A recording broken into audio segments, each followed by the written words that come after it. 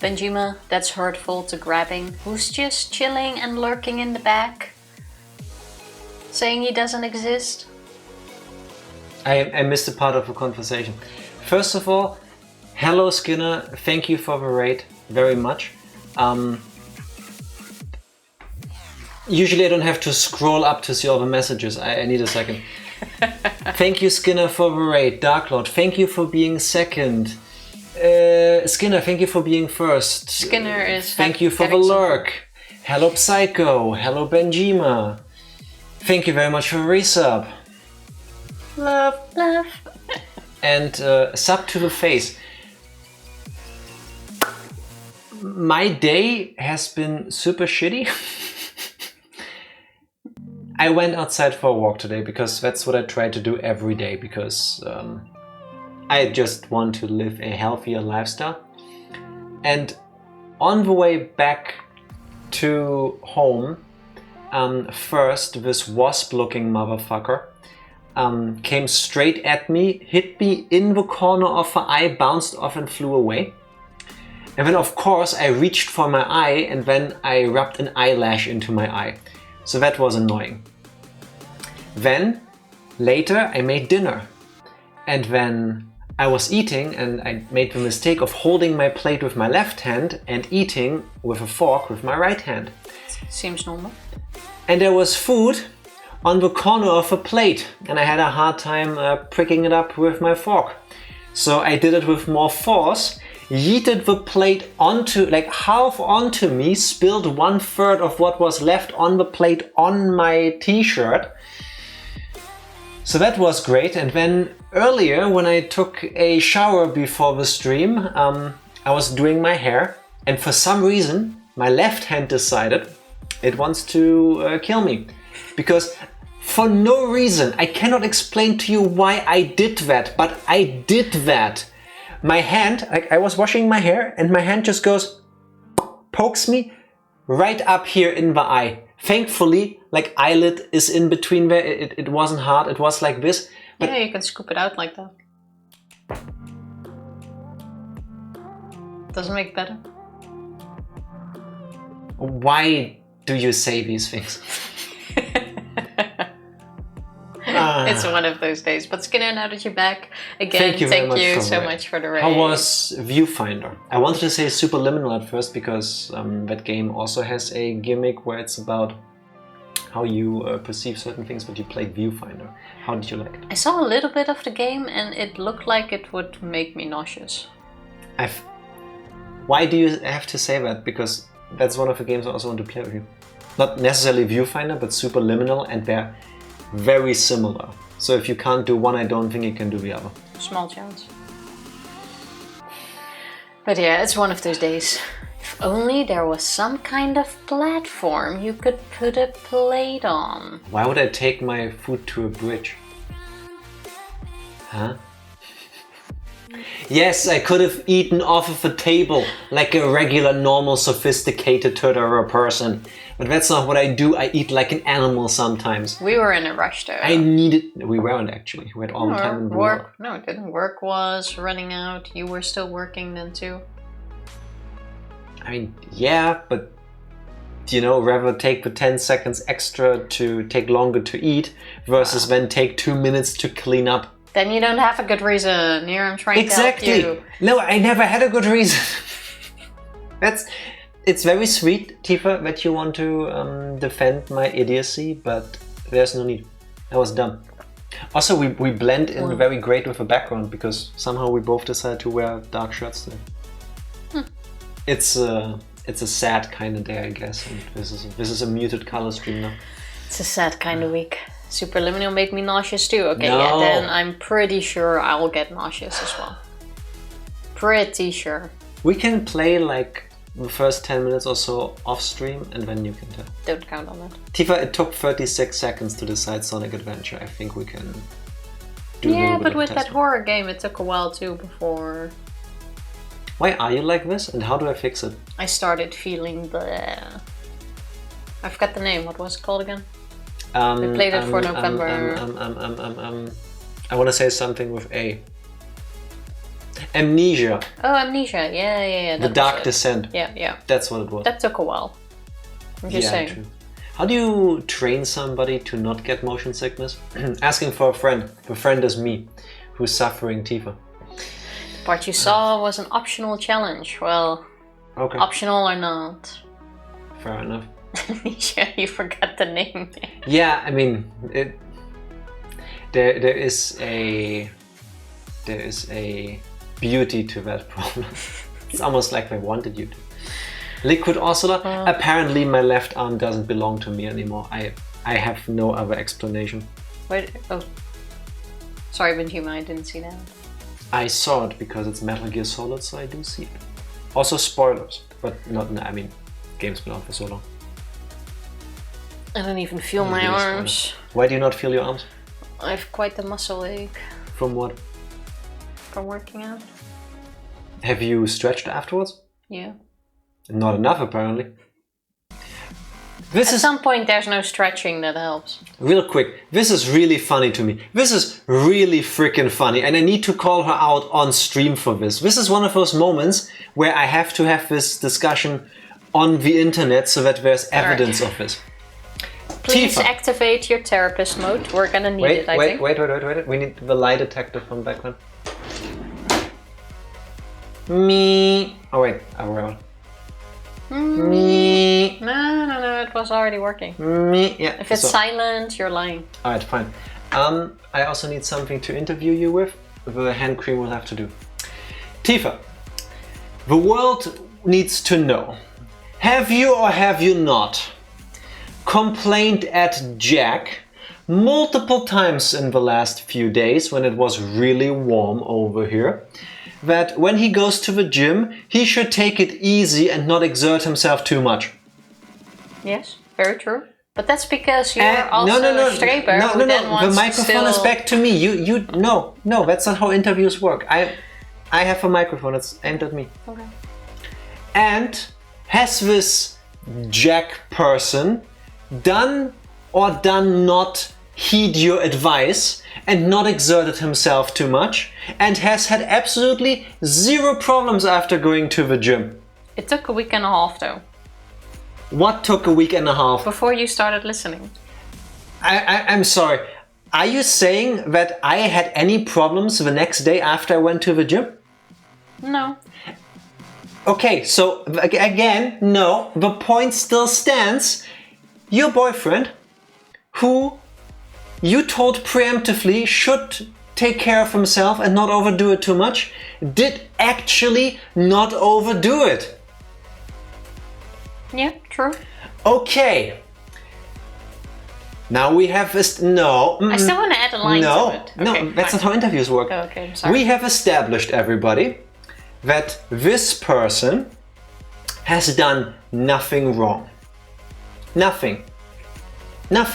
The only thing he could have potentially done wrong in the eyes of our interviewee is that in her mind, he collapses at the gym because he overdoes it, which he has not. This only happened in this area, in her brain. Okay? Didn't come home feeling like crap, didn't pass out, didn't have any issues, didn't have any muscle pains the next day, no excess soreness, nothing. Yes, Tifa?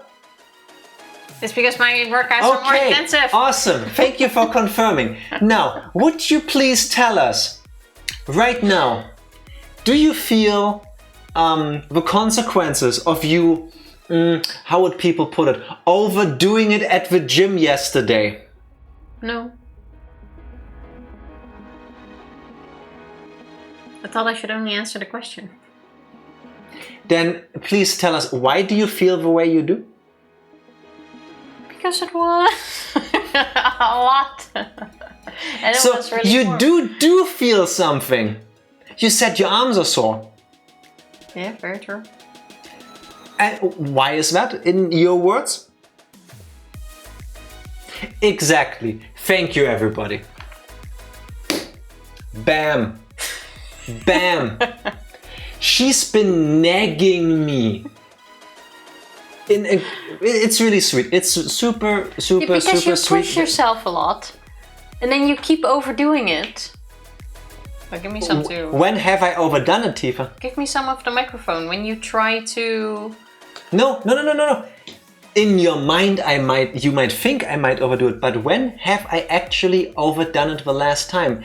And spoilers, it's gonna be the first time we went to the gym together and the first time after that, as in 6 weeks ago. That first 2-3 weeks especially. No, twice. No. Twice. No. Tifa, I we have disagree. video evidence. We do not have video evidence of that. Yes, no I do. one went along to the gym. Yes, I do. I have video evidence because the day after we streamed, we even talked about, oh, we're not gonna be like the gym bros that go, oh my god, I made a new record. But actually, I can't lift my arms. And I know this because just the other day I uploaded clips from that. Yeah, but It was our first Super Mario Bros. Wonder stream. Just because That's we how long didn't ago that mention was. it anymore doesn't mean I'm that feeling didn't happen. perfectly fine. Everybody that told me, do some more warm-ups, do more stretches in between, do more stretches afterwards. Thank you. That's the ticket for me. I'm feeling perfectly fine. Slightly sore because I went to the gym yesterday, but that's normal. I have no issues, no problems with moving, unlike Tifa. I lost track who's gaslighting who. Tifa is. No. Tifa is trying to manifest something that hasn't happened. You're the one that has a command for it. So I think there's like That a has nothing to do with 98% chance that it's you. Listen, historically, yes. In this particular case, no.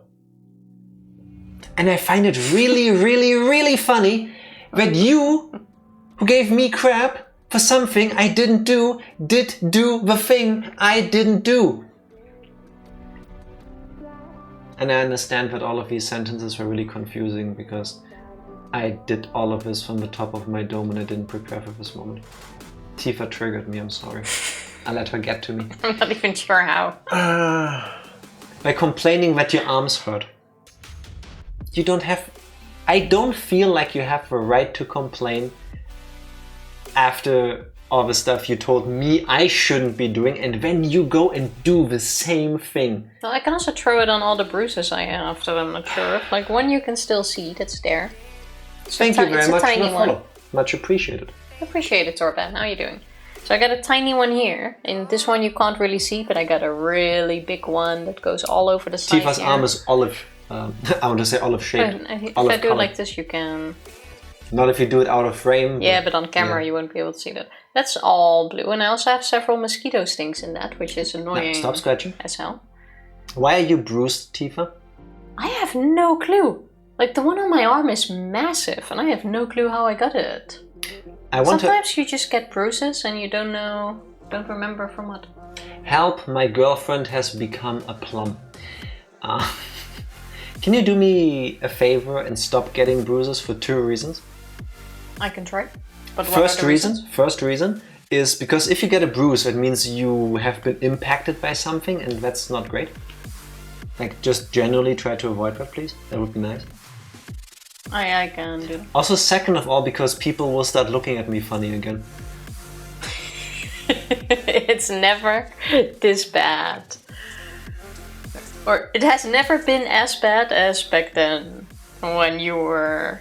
When you fell on your face, yes, I remember that, because A, you did that and that sucked, of course, but then also with how people looked at me. That is true, some people might still remember... Again, yeah, it's from last October when Tifa fell on her face, broke her glasses and had this gash over here. I had like 3 gashes here, and sometimes you can still see the scars, which I wish were a bit more prominent, but okay, it's faded away. I had like 3 big gashes here, which were like bleeding, crusty. I had a black eye and some bruises over my face. And especially the first few days when we were walking in the city. Of course, it looked like she was a victim of domestic abuse. Because it could have been like scratch marks as well. And people were like looking I at punched you in me. the face really hard. And then like at you. Yeah. And back at me. And it's like... Do I do something? Do I call somebody? And like my heart goes out to everybody that looked at her and then did this and then did the mental math and like had to decide something. I get that. And I fully get that. But that's why I'm being selfish. Please stop getting bruises. I will do my best. Hello, I'm doing okay. Could be better, but sometimes that's how it is. It's one of those weeks, honestly. The weather doesn't help either. Mostly warm, thanks to it being summer. But again, that's just how it be sometimes. I got cold tea. I got warm tea. I put 4 ice cubes in this 20 minutes ago now. Where did they go? Why'd you put that in your tea? They're gone. Trying to tell us to have dinner ready. No. Just kidding. No. No, that was interesting. Yeah, I can now say I know what people look at you like when you walk around with somebody looking like this, and it's not a great feeling. I mean, on top of all the other problems associated with it, of course. Do you usually stream visual novels on here? It's a... Yes. Mix. Yeah. The answer is yes, I want to say for the past 2 years. Yes. We've been streaming visual novels, but we also break it up with other games. Technically, we play whatever we feel like. Because of how we do things on stream, and you will see when we get there how many wild tangents we have. If we do play a visual novel, usually it takes a while. So, arguably, yes, usually it turns out to be a visual novel, but that's not the target, like it just happens. We take a long time going through them. We talk a lot. We talk a lot. Like, as you notice now, but when we just go live, we have a bit of chatting, then we go into the game. And for now, we're doing Tuesday, Wednesday, Higurashi. And Friday, Sunday, something else to break it up a little bit. Why? You give unnecessary details. If you want to know in detail, check the schedule. It's in the About part. What you just said is, again, not true. Because that's not true. That's not true. No, this week it's Tuesday, Wednesday, Sunday, Higurashi. Friday, Super Mario Land 2 Deluxe, 6 golden coins. We don't know if we're going to finish that in one stream yet. Yeah, we probably will. It's a short game. I'm not gonna go to bed early for your sake like that. You're gonna finish the game on Friday. Excuse me? Yes, you're gonna finish the game on Friday. Okay, well, that's our schedule. Can you tell why we need so long to get to the point? I have seen the anime, but it's been like, I want to say 10/15 years. I don't even remember. And she doesn't remember any of it. When it came out, and I thought I remembered, but I once threw all of the things I remembered on Discord and everyone said I was absolutely wrong. Yes. And ever since then, I apparently don't remember anything. I haven't seen it. We're going into this game blind. We're learning the things as the game tells them to us. We should be in episode 11 now, I think. I think we just finished episode 10 last time. So we know everything we know up until that point. And we have lots of theories, but nothing confirmed. That is true. Yeah. This stream is 80% books. Skinner, given the amount of visual novels you stream, you just say that they're not visual novels, but really they are. Not always, but sometimes. Don't let Skinner gaslight you, Benjima. Yeah, this could legit be Skinner. This is one of the many things we have in common. Yes, 100%.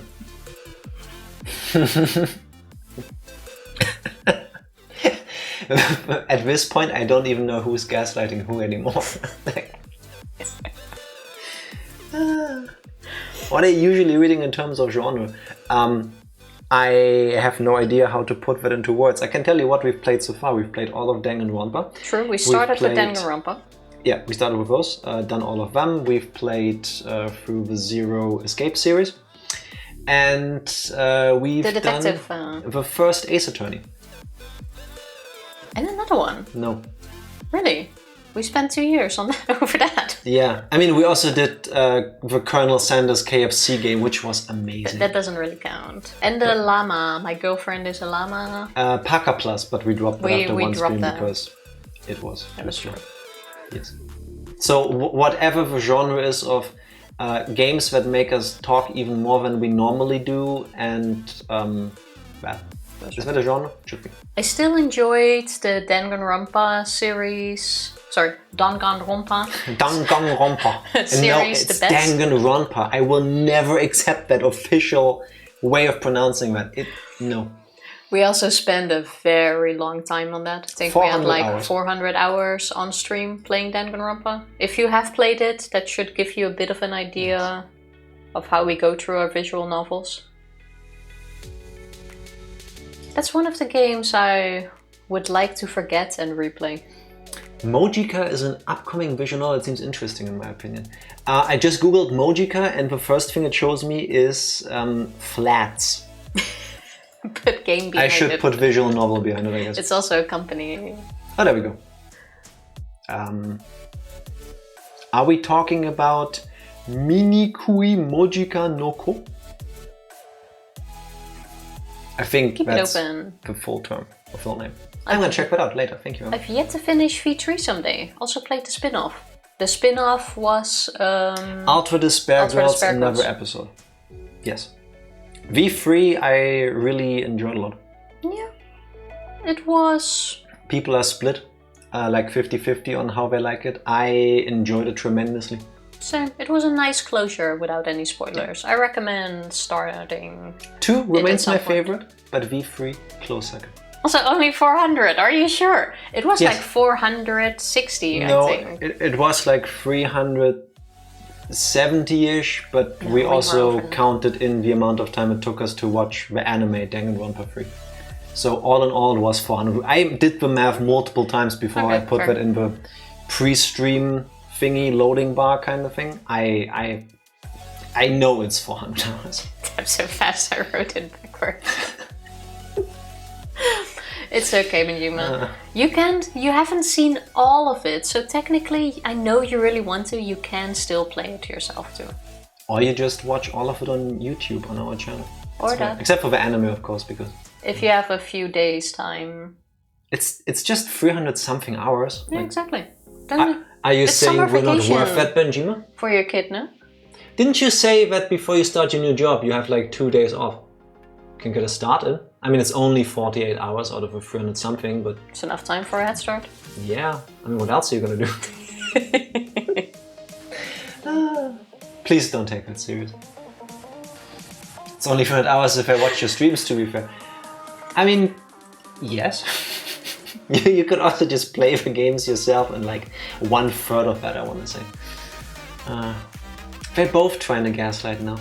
No. Gas. Light.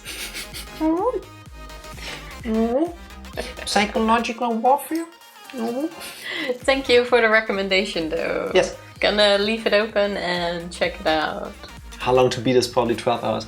I will look that up for you because Higurashi is will- actually a long game to beat, though. yes. So we are having a long time. I can't Finish spell this. Danganronpa. Danganronpa. That How was long like to 40 beat? hours? Danganronpa 1, 25 hours. 2, 33 and a half. V3, 40 hours. And the spin-off, 16 and a half. So 40, 73, 90, 115. So we only took 3 times as long. That's fine. It's not that bad, I want to say. Wait. Then I have no one to shitpost with. Why do you have not... What? Why do you not have anyone to shitpost with? We're here. You can always shitpost with us. What did I miss? Please keep shitposting. We're always in for that. You are streaming, so I guess that's fair. Yeah, I mean, exactly. Oh, when I play these VNs myself. Oh, yeah. No, don't worry about that. Fair. You can always shitpost with us. I think that also makes it a bit more fun because honestly, Higurashi, would I play through it myself? Probably not. I thought about this at the gym yesterday as I was trying to not die from the heat on the treadmill. I think at the end of Higurashi, there's gonna be 2 and only 2 possible outcomes for my personal opinion on the games. I mean, I've already bought the other 6 chapters, or 5. So there is no going back. It's too late to refund them too. We're gonna do that. Either after we're done, and it's gonna be like 500-600 hours in total at least, I will be the angriest, saltiest version of myself possible. High chance. Because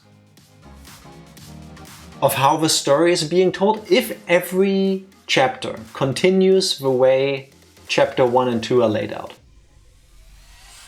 I think I will complain a lot about you could have told this story in a fraction of the time it took to tell.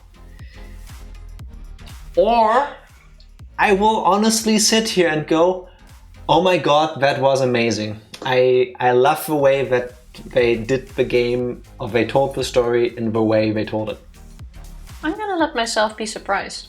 But if every single chapter is gonna be some variation of the events of chapter 1, I think at some point I'll go insane. I really still think it is, but that's not where I was going to, or what I was going for, because Higurashi, is it a game I would play myself? Probably no. If I was just sitting here, playing it, I think I would have stopped in the first chapter, would not have continued.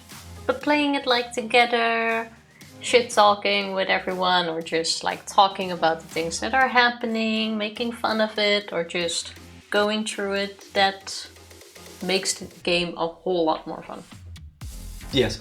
I think, I mean, I can only ever say this in hindsight, because, you know, hindsight is 2020. Afterwards you look a cow in the ass. As the Dutch say. At least use the right saying. I don't know if I would have gotten this deep into chapter 2 if I was just playing this for myself. I think I would have stopped, purely for myself, I think I would have stopped playing and just looked up a plot synopsis.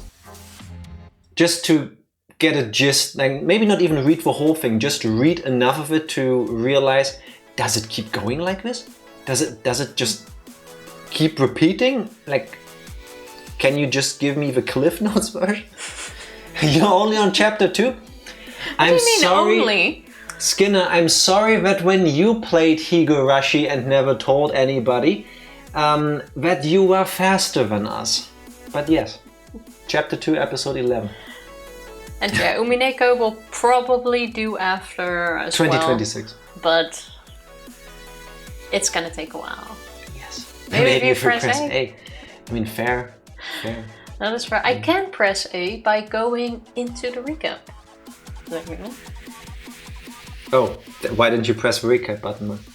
Tifa, what happened the last time we played Higurashi When They Cried Chapter 2 Watanagashi Episode 10? Here at My Favorite Letter is X.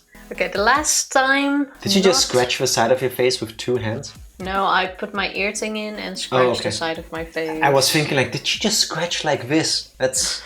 It's an extra scratching. That's extra, yeah. No, the last time we played Higurashi, not a lot has happened, as some of you might still remember.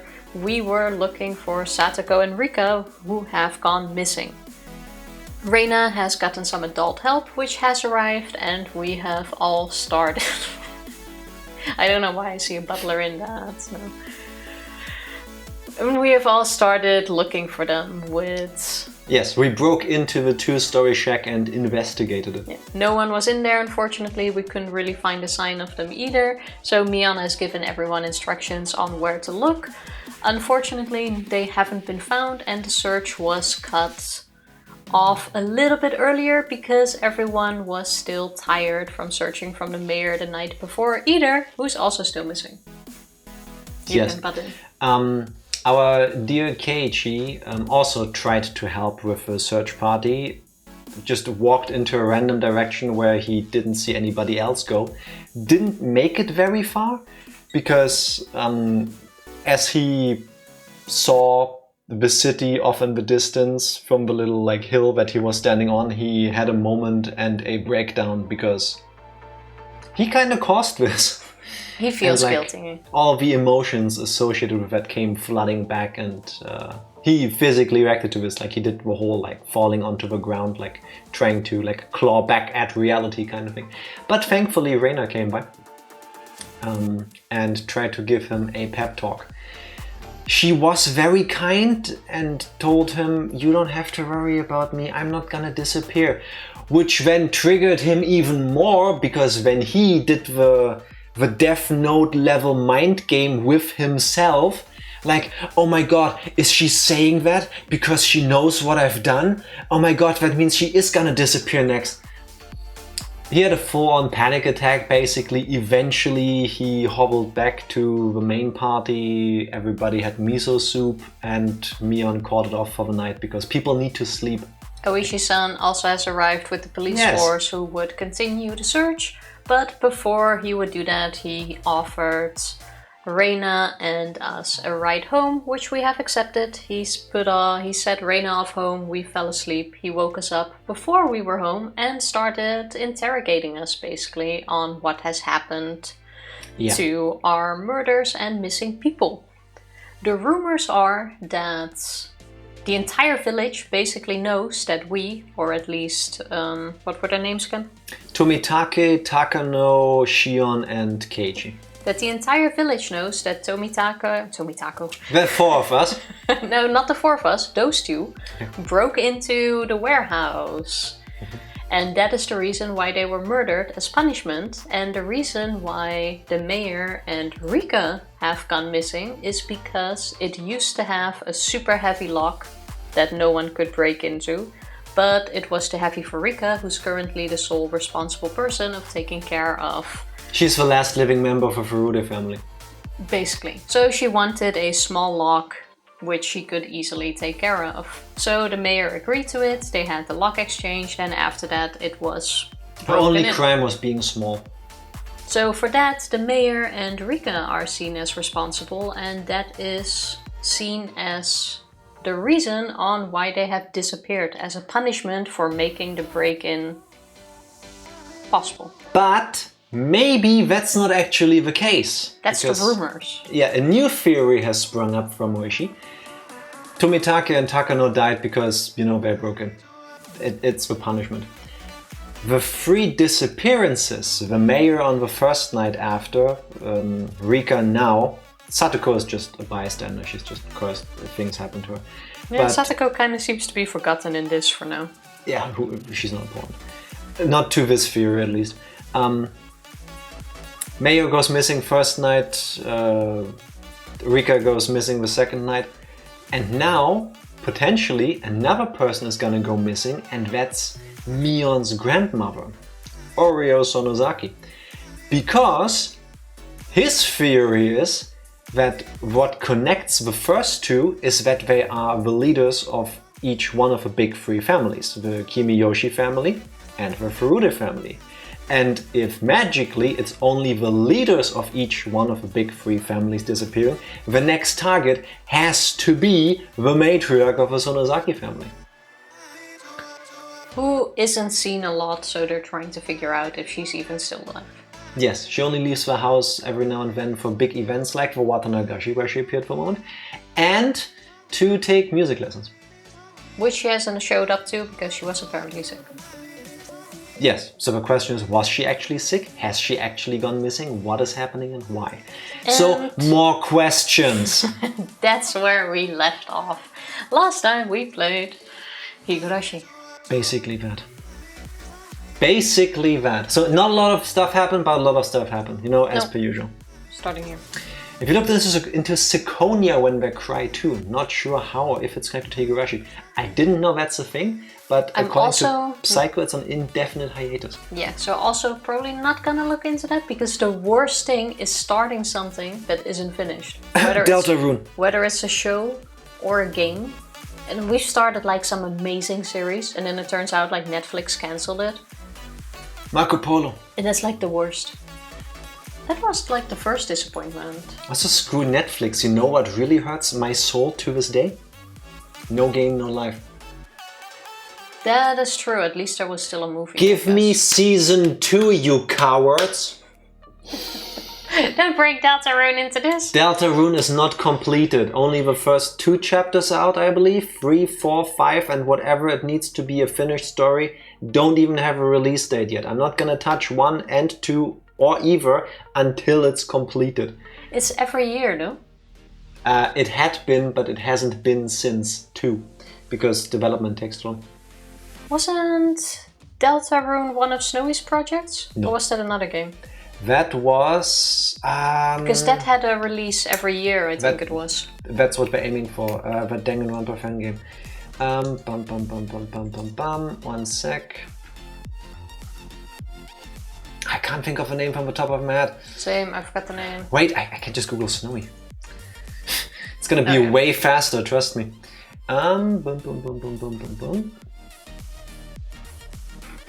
Maybe add Danganronpa.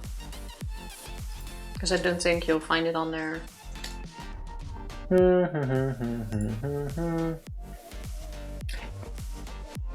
Is it Eden's just... Garden. Thank you, Tifa saw it. I'm really bad at Googling. All the Google results have turned to shit. I don't know why I mixed it up with Deltarune. Eden's Garden. But Yes. regardless, Deltarune, I really want to play as well, but not gonna start that until it's done. Not gonna happen. Don't know about No Game, No Life Season 2. They're gonna need to tone down the brother-sister trope on that one. But why? Oh, it works. They made Season 1 and I wanna say I've seen worse. It got more screen time than... Oh wow. I gave up hope. At some point it's gonna happen. I have to keep hoping. The one that actually hurt me the most was Skip Beat. It's one of my seen- favorite mangas. It had an amazing anime start. And then something happened to the studio and they never made a season 2 and no one has picked it up. But that was one of my favorite shows. Oremo? Am I saying that right? Ori-emo? I guess it's Ori-emo. Yeah, it's probably short that. for Ori no Imoto ga Kona ni Kawaii Wake na Ganai. I don't speak Japanese, I'm sorry. Also light visual novel. Or light novel. I've seen the characters, but I haven't seen the show or read the things. Toby Radiation Fox. What's with a radiation font? I know Toby Fox is the guy who made Undertale, does some amazing music, but I was gonna say, where does where is the radiation coming from? Is he doing Fallout stuff now? Gotta say, it was a good show. Can recommend. Made me play Fallout games again. Yeah, that's true. Tifa, are you ready for Higurashi When They Cry Chapter 2 Watanagashi Episode 11? I am ready for Higurashi When They Cry, Watanagashi, something, whatever I you asked said. for this, but I didn't even... Now it's done. Click. Video games. Good job. There we go. Continue. Now, I Tree. saved on page 3.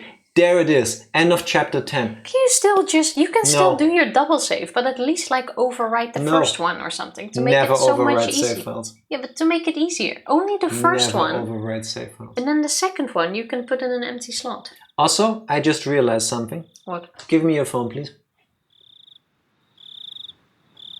She snuck it into the stream. Thank you very much.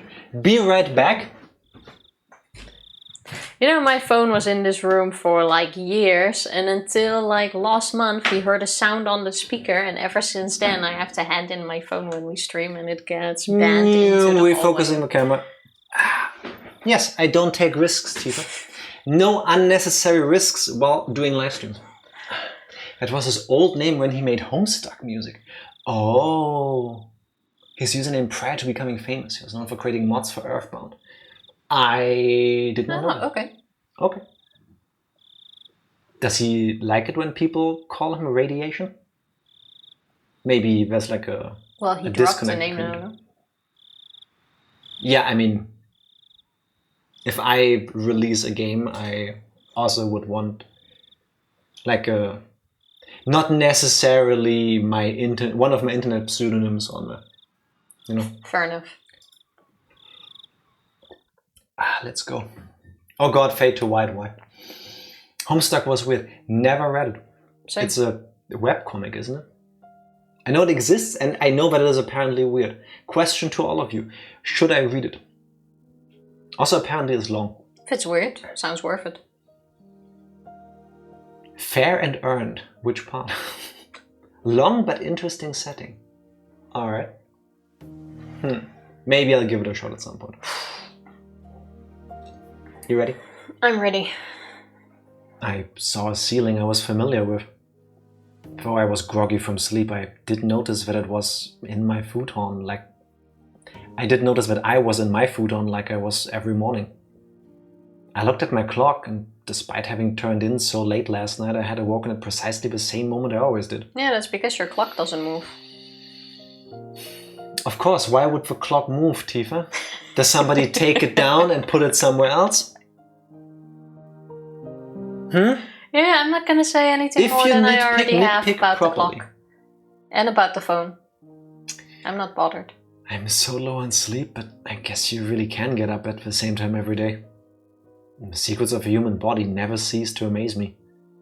If I went back to sleep like this, I would definitely not be waking up again. Is that an omen? Or premonition? I spurred myself on and slipped out of my futon. Did we get another sleepy Keiichi episode? Mom asked me about last night at breakfast.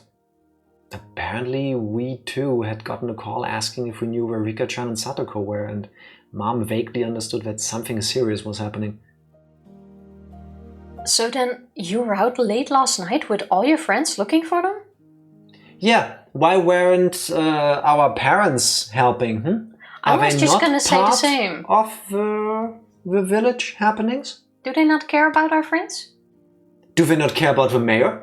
Do they not care about us being outside so late, searching for our friends? How does that reflect on you, Mom and Dad? But to be fair, Dad was probably busy drawing tentacle hentai. I feel like with everything that happens so far or in the village or the activities, our parents are never in it. Even with Watanagashi. Oh yeah, true. I'm not sure if it was in this chapter or in chapter 1. Where they were like, oh, we're going to, but then we were tired. Yeah. And we stayed. I think that was this chapter. And in chapter 1... That was chapter 1. Yeah? Chapter 2, they didn't even talk about it yet. I don't remember if they did go in one of the chapters. There was just cut, and then we were at the Watanagashi. Oh, well. And then we did the whole rating food kind of thing. For some reason. Until about 3, I think. Yeah. Did you find them? Rika-chan and Satoko-chan, I mean. Crunch. I warily bit into my toast. It really didn't have any taste. Have you tried putting something on? Just then we heard the chime go ding-dong. I looked up at the clock and saw that it was about 5 minutes past my regular meeting time with Reina. It was her at the door. Good morning. Did you get any sleep? Did you? I think I slept for a few hours. You could probably count them on a chicken's toes, though. I have never heard that one before, but I need to remember How many toes does a chicken have? 4. Are you sure? I'm pretty sure. Google chicken feet. Oh my god, the time has come. I'm Googling chicken feet pics. This is quite funny because we had a discussion about this on Sunday. That was with elephants. You get chicken feet recipe pictures. No. Look up chicken feet hentai. I'm sure you'll get a close-up then. What? I was just trying to see if you would. The fuck did you just say to me? I was just trying to see if you would do it. What? Then do chicken toes. Okay, so listen, if like me you just go to Google and you put in chicken feet, that's also a dish. So if you want to see the chicken's feet still attached to the chicken, maybe don't use that phrase. Chicken. Oh my god, the first images are again. Fried chicken. Simple roast chicken, crispy fried chicken. Show me the bird. Chicken bird. Thank you. Works. Thank you. But no close up on their feet. Oh, see, I told you it was 4. They have 4. 3 in the front and 1 in the back. You can also just Google regular chicken. I will do it. Regular chicken. Chicken burger, chicken wings, chicken rotisserie chicken, how to bake chicken, how to prepare a chicken. Why? I just want to see bird pics. I just wanted to look at their feet. For non-creepy reasons. Oh my god, the internet. Funny we got to put this into practice so fast. Yeah, but again, on Sunday it was elephants. So why is my nose so itchy? Mm-hmm. This is a strangely old-timey thing for Keiichi to say. I've never heard that expression before. Same. Ever. But I like it. I just checked. Bless your soul. At the very least, there's a hentai artist that goes by chicken_foot. So there's that. I love the fact that you checked it out. I am very happy to know that. Just so that I know what to not Google in the future if I want to look at a living chicken, as in the bird's feet, as in the things it walks on. You took one for the team. Yeah. And see, it was a safe search. Would I ever tell you to Google anything weird? When do you not? All the time. This is the reason why we take 6,000 hours to play for Higurashi. All in the name of science. I approve of that. What? I only saw half of that movement, what? I did a fist bump and then I did the awkward going back for you. Yeah, but see, the thing is, Tifa always does it wrong. With our camera, you have to like move the thing you hold in front of the camera back to your face. Otherwise, because that has happened before, if he does it like this, the camera just focuses on the spot between us. And then we're slightly blurry. Seems about right. And nobody ever noticed, but I did. And I'm an important part of the stream too. Yes, you are. Act like it then.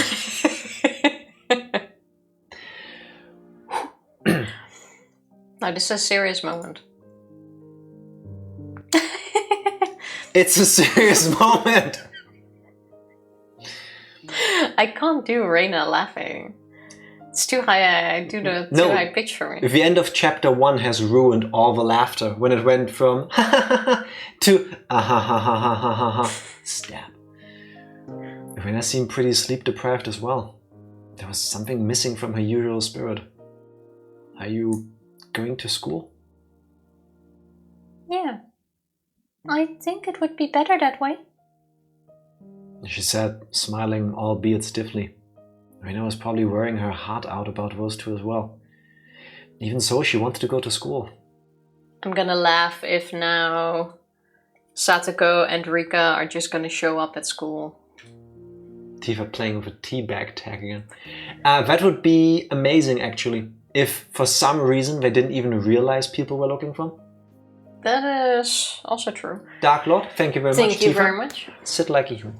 Hey, that actually does happen. I think we already talked like about it. No, No, no. I'm sitting straight. Thank you very much.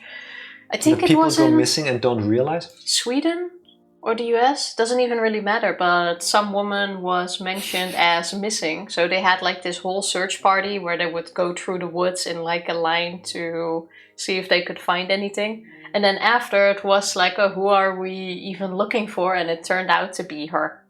Yes. She was the missing person who was looking for herself with the search party. And can I tell you something? Truthfully, that could happen to me too. Yeah, probably. If all I hear is there's a search party, they need volunteers, and if I don't happen to hear or read who we're actually looking for, I will just join because I feel like that's the right thing to do. But I'm so not social in person that I'll just keep looking for 6 hours longer than ask somebody for a description of a name if I haven't found it myself.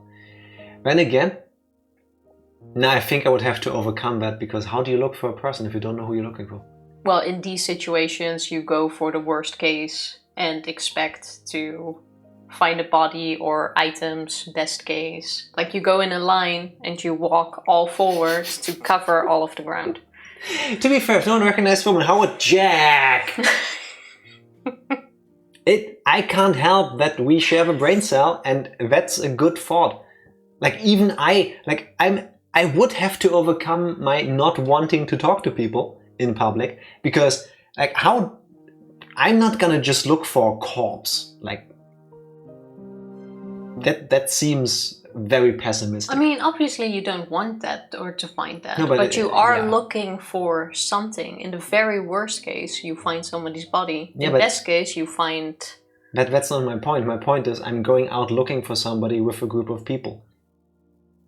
I need a description of a person I'm looking for, at least a name.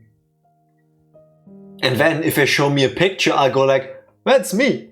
Or if they tell me, hey, we're looking for Jack from My Favorite Letter is X, I'll be like, hey, that's me.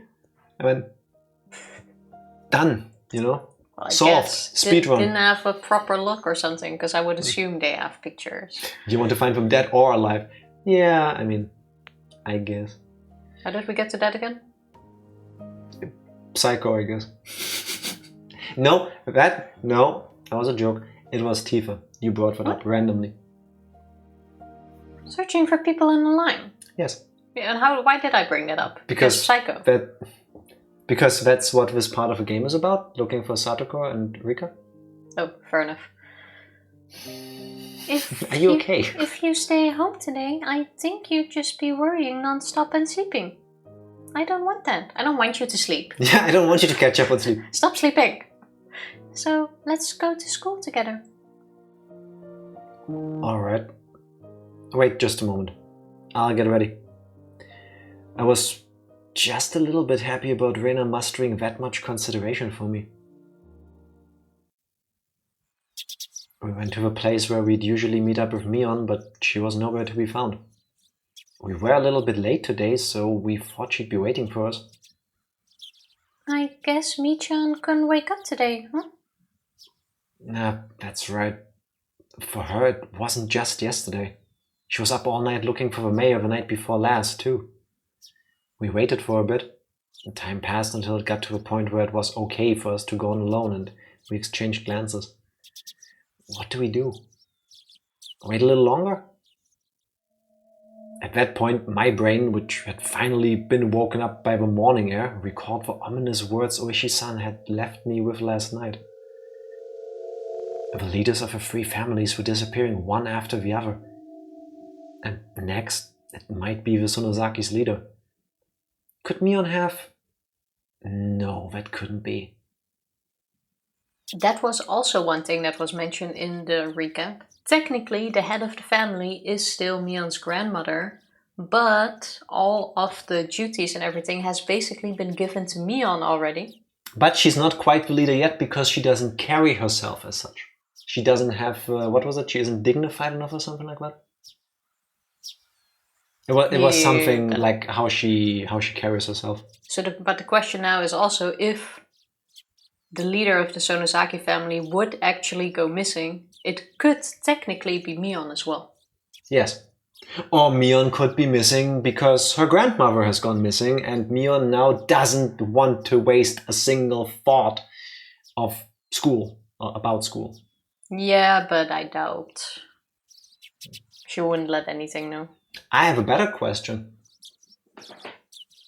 The Sonozaki family has, let's call them retainers. Mm-hmm. Like, I forgot the name, the Yakuza-looking guy that drove us home at the beginning of the chapter when we were hanging out with Shion. Yeah. Where are all of them? We haven't seen them, but Kasai, that's what it was. Oh, yeah, thank you very much. But they've been looking.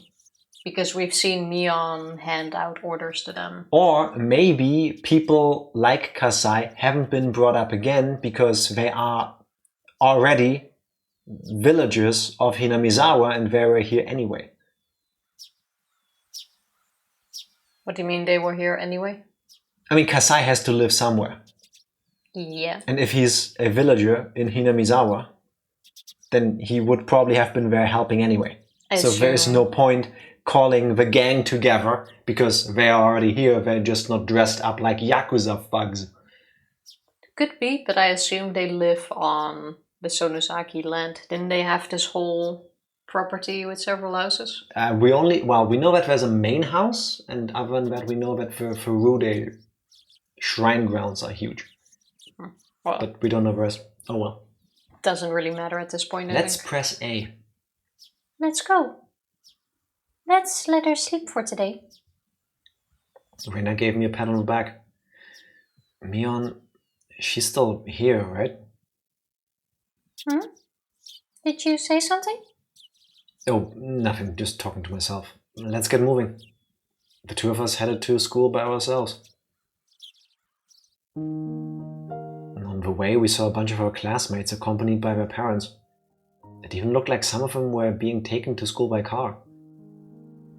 Surprisingly, the principal was also standing watch at the school gate. I'd never seen that before. Why don't our parents bring us? They don't care as much. I'm just saying, especially Keiichi's parents are strangely absent during major plot points of the story. Good morning.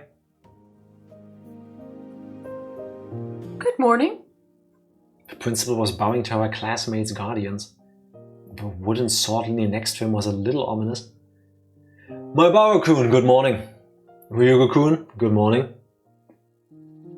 Good morning. Your teacher has something important to say, so head straight to the classroom. Alright. Reina and I said nothing. The madness that only existed at night had finally crawled out into the sunlight. That's what it felt like.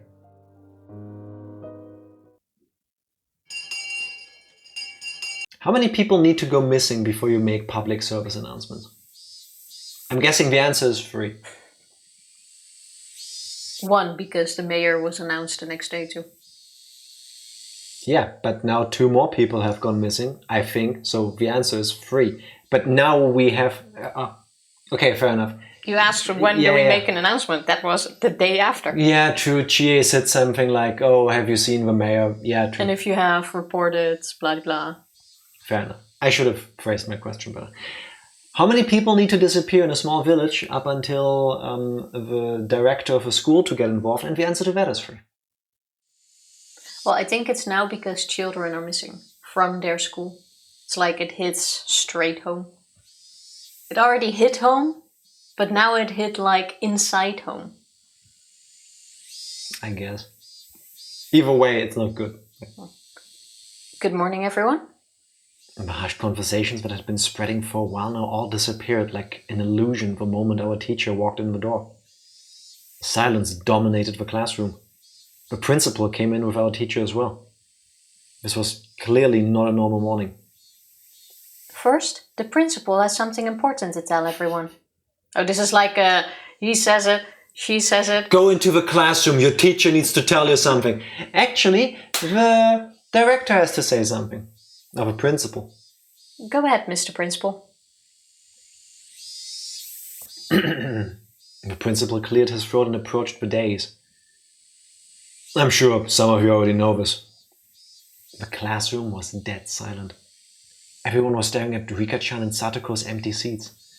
The principal briefly and simply declared that Rika-chan and Satoko had gone missing. There wasn't a single person in the classroom who didn't already know. There seemed to be many, however, who couldn't accept it as the truth. It had been confirmed to them now by the principal's words. There were sobs throughout the classroom, and I heard a kid crying. They steadily spread throughout the whole room. The big-hearted principal wasn't able to keep his cool either. Okay, everyone, pay attention. From today on, your parents or guardians will be taking you to school. For those of you whose parents can't do so, you'll be coming here in groups. I made a handout, so read it carefully and be sure to show it to your parents. Understand? The teacher's voice was a little abrasive. Not even she could conceal the strain she felt from this unprecedented, abnormal situation. They should have just cancelled school today. However, Reina told me that the school was also like a nursery for the students whose parents both worked, so some of them wouldn't want school to be cancelled. Well then, let's begin the lesson. Class president? Oh, she is absent, I see. Then whoever is on day duty, let me hear it. All rise! That feeling of wanting to maintain an everyday atmosphere, even if only in school, precisely because our lives had been messed up, was something that I agreed with at this point. I mean, what else are you gonna do? Go looking for them with all the students? Especially like if it were all older kids, possible. But with all of the younger kids as well. I would, even if they could, I wouldn't even let them.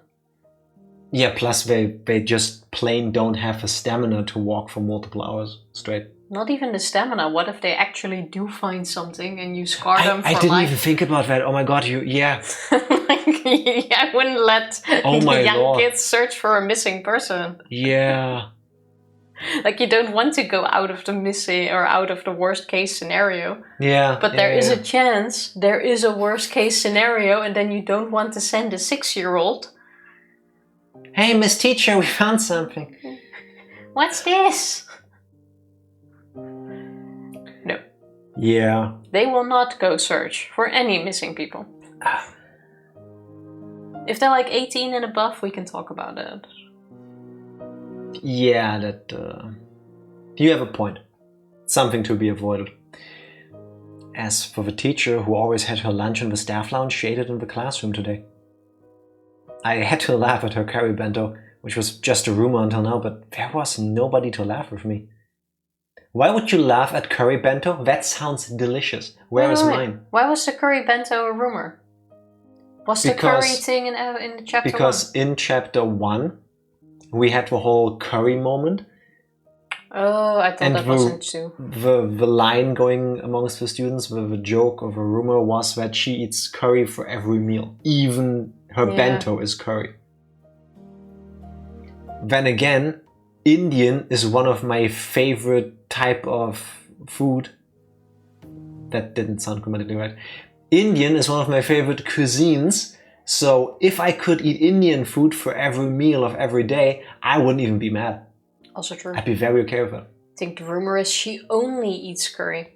I envy her. Yeah, I thought that was already confirmed, but that was, I forgot that was chapter 1, not 2.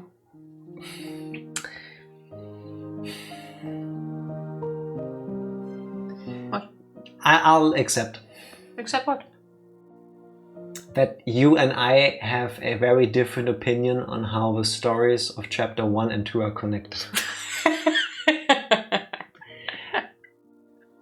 Don't get me wrong. We're not going to start that again. Don't get me wrong. Yes, I do believe that this is not a continuation. No. I was not going to do that. But you're doing it.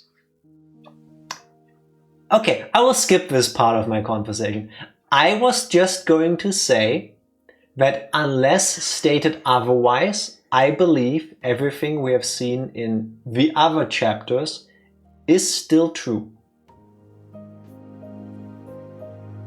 Yeah, I didn't say it's not true. Unless a chapter retcons something that happens in another, we can assume that that is like ground knowledge for all the different chapters.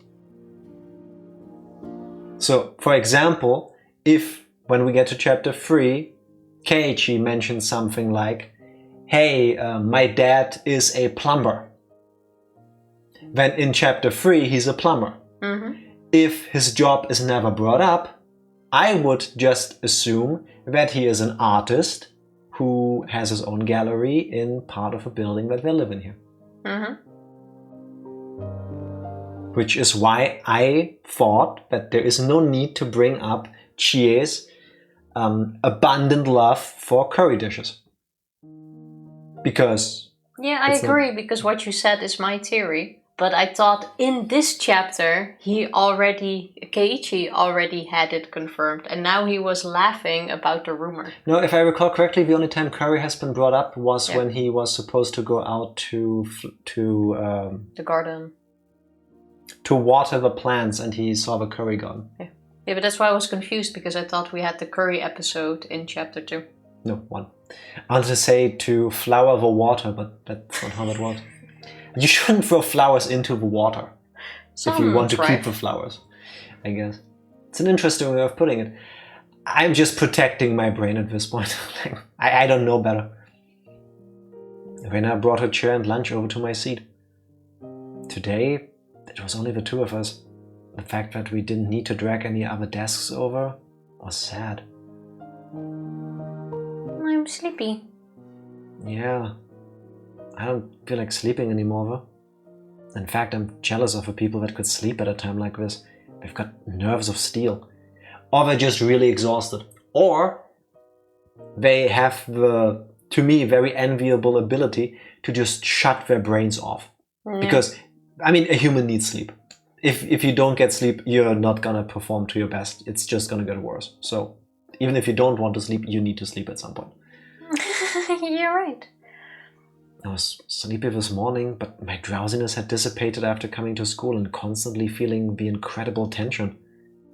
Rena's bento box didn't have its usual luster. That was to be expected. Rena was up for a long time last night too. She wouldn't have had time to make her lunch beforehand, since it's not like she would have gotten up early this morning. Grab anything you want. Go ahead, you can admit that my bento is better today. Okay, then I'll have some. I would tell you if it was better than mine. If it actually was. Wow, the chikuwa roll with perilla and cheese? That's interesting. A what now? Is this safe to Google? It should be, right? It's a dish. Chikuwa roll. It's a fish roll. Okay. What's perilla? That does not sound tasty at all. A plant. Wait, I want to see a picture of the fish roll. It's like a fish cake kind of thing. Okay, yeah, that does not look tasty. I mean, I wouldn't touch it, but... A fish sausage. Yeah, if you like that kind of thing. Not from you. Same, I would have passed. Rena, yours might have ready-made food in it, but it's pretty good too. I realized the two of us were desperately trying to brighten the afternoon mood to its usual level as much as we could. I looked around the classroom, and it seemed like we were the only ones trying to do so, surrounded as we were by gloominess. Just the two of us sharing our lunches like this? It's sort of like something. Hey Rena, you have something on your face.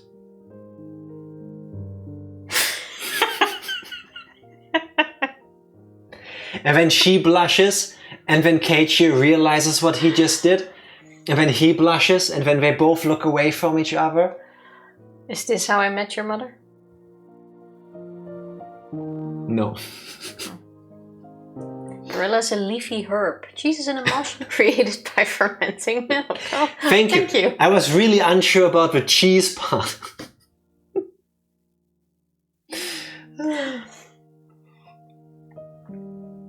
I'm getting this very warm suddenly. Because it is warm.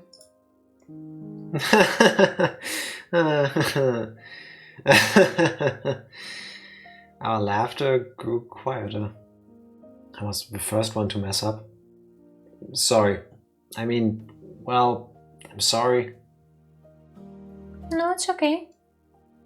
It's not your fault. Our chopsticks both stopped moving. We couldn't keep it up anymore. Rika-chan, Satoko, I wonder where they went. Those words might have sounded too miserable. Everyone was thinking it, using roundabout ways to address the topic, but I came right out and said it. I heard Reina catch her breath. Yesterday, while you were gone, I heard a bunch of things. So I'll tell you what I know, okay? Sorry again about last night. Go ahead. At that time, since we had arrived for support, Reina was helping the Ladies' Society cook the miso soup we'd had. They reported all of the information the villagers had gathered, and Reina said she overheard it. They didn't know anything important though, did they? Rika-chan and Satoko went home after school and then apparently went somewhere on their bikes, but other than that... Mion had told me yesterday. We had no clues. Yeah. The police also said they probably went out on their bikes to go play somewhere as soon as they got home. If they were going out to play somewhere on their bikes right after going home, then they might have gone into town. So I guess they concluded they disappeared while in Okinomiya. The police were saying how they were going to expand their search to Okinomiya in the morning. And then it turns out that after they helped Shion in the beginning of the chapter, they too picked up, I guess, security jobs for Angel Maud. And they have started lacing all the creeps and unwanted customers' food items. In town, it would make sense why we couldn't find them, even though we searched all of Hinamizawa then. Still, something didn't fit. I had no basis for thinking that, just a gut feeling. I revealed something to Rika-chan that was likely very important to her that day. Then Rika-chan had told me to leave it to her. And then, what did she say? Alright, if she didn't work hard, then something bad might happen to the dog too, I think. With all the talk of dogs and cats, I still didn't have the faintest idea what she really meant, but it might have been Rika-chan's way of saying that this was a race against time. Damn it! I'd selfishly pushed my anxiety on Rika-chan and tried to run away. When I thought about it, I shouldn't have run back then. I should have asked her more about the dogs and cats. The more I think back on it, I really screwed up. Anyway, I don't think Rika-chan was in a situation where she would just go off to play somewhere. Of course, I didn't have any evidence or conviction to base that on. It was just a hunch. I don't think she'd go into town. You think so too, Keiichi-kun? I agree. Rika-chan and Satoko-chan must have disappeared in Hinamizawa. I looked back at Reina, startled. I could hear the conviction in those words. Without replying to my gaze, she took her bento box and went to the hallway. I'm going to go rinse this out. She timed that in a way that broke off the conversation. Suddenly, I got the feeling that the next thing she had to say would be hard to say aloud in the classroom. Which is a perfect moment to break up the stream for a second and take a short break. BRB? BRB. We're back. We are. I can't hear anything. Oh. Because there's no That's sound. because... Okay, yeah. Thought I didn't plug myself in. It's like there has to be a sound. There is no sound. I hurriedly grabbed my bento box and followed her. Okay, I don't drink, it's fine. Reina didn't go to the kitchenette, but rather to the water fountains out back where students seldom went. People barely ever use the word seldom. When was the last time you used that? Used, no, heard. It's more common. As in read in a book or heard somebody say? Well, I guess read in a book. Yeah. But I've also not spoken to anyone in a recent situation where you would use the word seldom. Well, you can substitute rarely for it. Yeah, I guess. I only heard it said in Japanese when someone is trying to be fancy. Yeah, exactly. It has kind of this like archaic energy to it, right? Like this was like trying to sound noble or fancy. Yeah. I don't really get that from that word. And I've complained at plenty of words in this playthrough so far. Words are difficult. That's true. Especially if they're bigger than 5 letters. That's why Tifa is a 4-letter word. I'm one that seldom chooses to bathe. I still haven't seen or read Chainsaw Man, but that is like the one thing I know about that character. I was gonna say that's deep because I could only see half of the line above the screen because I'm small and I thought it said battle. I am one that seldom chooses to battle. And then it sounded like dramatic. That's gonna be one of your lines in the inevitable "My favorite letter is X" manga. Where Tifa is an ancient Japanese samurai. Nah, that would not end well. Yeah, you would cut yourself. The water flowed down onto our bento boxes. During that time, Reina didn't say a word. Then, after making sure that there were no other students around, she finally opened her mouth to speak. The whole thing about Rika-chan and Satoko-chan going to town to play and then disappearing? That didn't make sense for some reason, so I decided to investigate a little bit myself. Okay, here we go. Who did you ask? What did you ask him about? I asked the Ladies' Society all kind of things. There was a lot of tofu in the miso soup yesterday, remember? No. The old lady from the Tomita tofu shop came too. The Tomita tofu shop? Oh, I remember. It was one of the stores on the road leading to the hospital. It was huge lumps of tofu dancing in the bathtub like cistern, always looked nice and refreshing. The old lady says she remembers Satoko-chan stopping by to buy tofu there on her way home from school. Tofu? Well, it's on the way home, right? How is that a clue? Just listen. Do you remember when we went to Rika-chan's house? Rina stepped away from the sinks and spread her arms wide to recreate the space of Rika-chan's room. There was no tofu, I guess. Oh, there was a pot on her gas cooker and there was miso soup in it. I think that was probably about half of it inside. The rest was in the refrigerator. They must have been planning to make chilled tofu. It was on a plate in a plastic wrap. As Rina explained, she walked around as if she were really going through Rika-chan's room. Still, Rina, why does this matter? Keiichi-kun, when you make miso soup, you put the tofu in last.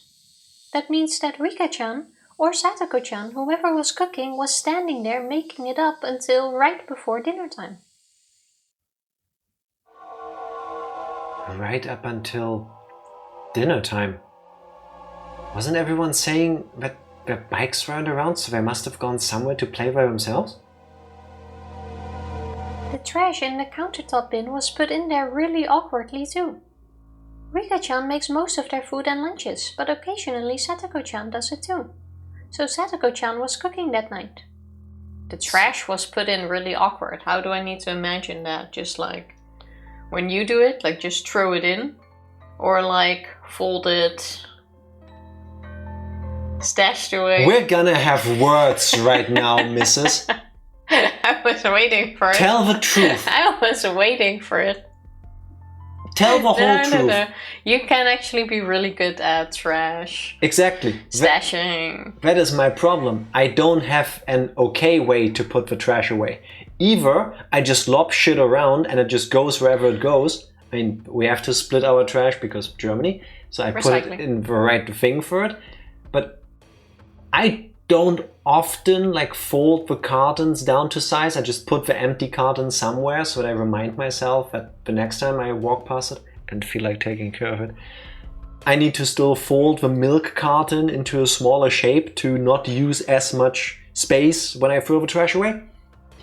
Or I do all of that and then I like play Tetris of all of the trash so that I get like 200% capacity in there. I have no in between. That's the two sides of your trash processing, yeah. There's a very long hair stuck wrapped around my arm. It felt weird.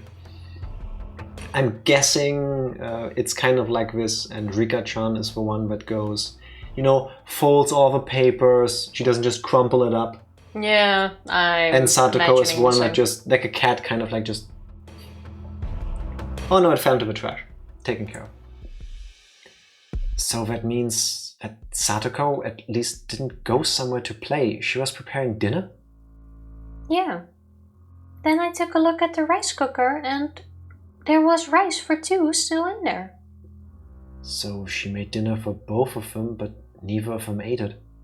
Is that it? Rena nodded. So next I looked in the fridge. There was some chilled tofu made from the other half that they bought. That's not all either. There was a whole bunch of plates with side dishes for dinner, and all of them were in plastic wrap. You usually plastic wrap things so that you can have leftovers for the next day. My mom does it all the time too, using them in breakfast or lunch. That's right. You use plastic wrap to save leftovers for later. So the fact that they were in the fridge means that they didn't plan on eating them that night at least. Is that what it means? Keiichi-kun, think a little harder. Their dinner was totally untouched and wrapped up. What do you think that means? Well, I'm guessing that means that they were kidnapped. Because they were in the process of preparing dinner. The rice cooker was prepared. The rice was probably done by the time she checked it. Dinner looked like it was about to be finished. So one of them had made dinner, and I'm guessing when somebody dropped by, grabbed them, turned off the stove so that a fire doesn't get caused or whatever. And wrapped their side dishes?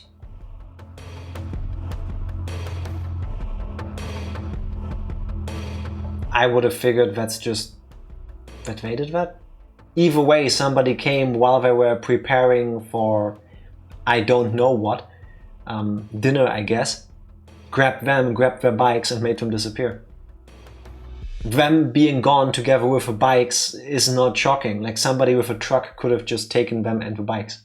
And then everybody goes, oh, they took their bikes along, they must have gone out to play. That could be. Clearly it's working. I'm still not really sure what it means. Ranger, thank you for being here. Happy Tuesday. How are you doing? And thank you very much for the gift sub to Dark Lord. I appreciate it. Love. Love. Thank you very much. Either way, they expected to be there that night. They didn't expect to go be somewhere else, is what all of this means, I guess. I can agree with that. How are you doing, Ranger? Well, that means they didn't need to eat dinner anymore. So they would have gone out to eat or ordered takeout. It must have been really sudden too. If they had decided to do that beforehand, they wouldn't have made anything, but there was dinner for the two of them. That means that when Satoko-chan was making their dinner, they really thought they were going to eat it until right before they didn't. Basically what I said. So then the theory about the two of them going out to play and then disappearing is wrong. Yep. They disappeared after making dinner and right before they ate it. Why hasn't she mentioned that? Probably around 7 o'clock. Where would they have gone at a time like that by themselves without eating? That's obviously where this is leading. Keiichi-kun, do you remember? On their fold-out table there were things like soy sauce and a chopstick holder. There might have been something like that. I didn't remember. I do, because they specifically mentioned those items. Yeah. The container for the soy sauce, it was empty. There wasn't even a drop left. So they left to still buy soy sauce for dinner. Chilled tofu wouldn't taste good without it. So I looked under their sink for the larger bottle of soy sauce they have. You sure know a lot about where they keep stuff. I've been to Rika-chan's house and cooked for them before. Irina cleared her throat, her face returning to a serious expression. Then, when I opened the cabinet, the big bottle of soy sauce wasn't there at all. It wasn't there? What does that mean? Everything I'm going to say from here on is just Reina's idea. So please listen until the end without saying anything. That's the cutest, kindest way I've ever seen somebody go, please shut the fuck up and let me talk. Usually you keep a larger bottle of soy sauce under your sink or somewhere dark and then dispense it into a smaller bottle. I do the same with sriracha. That is true. Except for recently when I was too lazy and there's still a little bit left in the big bottle, so now I just left the big bottle in the fridge because I can't find the smaller one. That's fine though.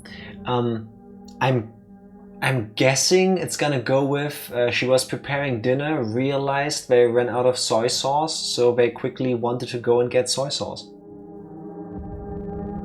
I guess? Shut the fuck up and let Reina talk. I'm pressing A. Oh, she doesn't even get to say it. Once again, no main character. It's okay.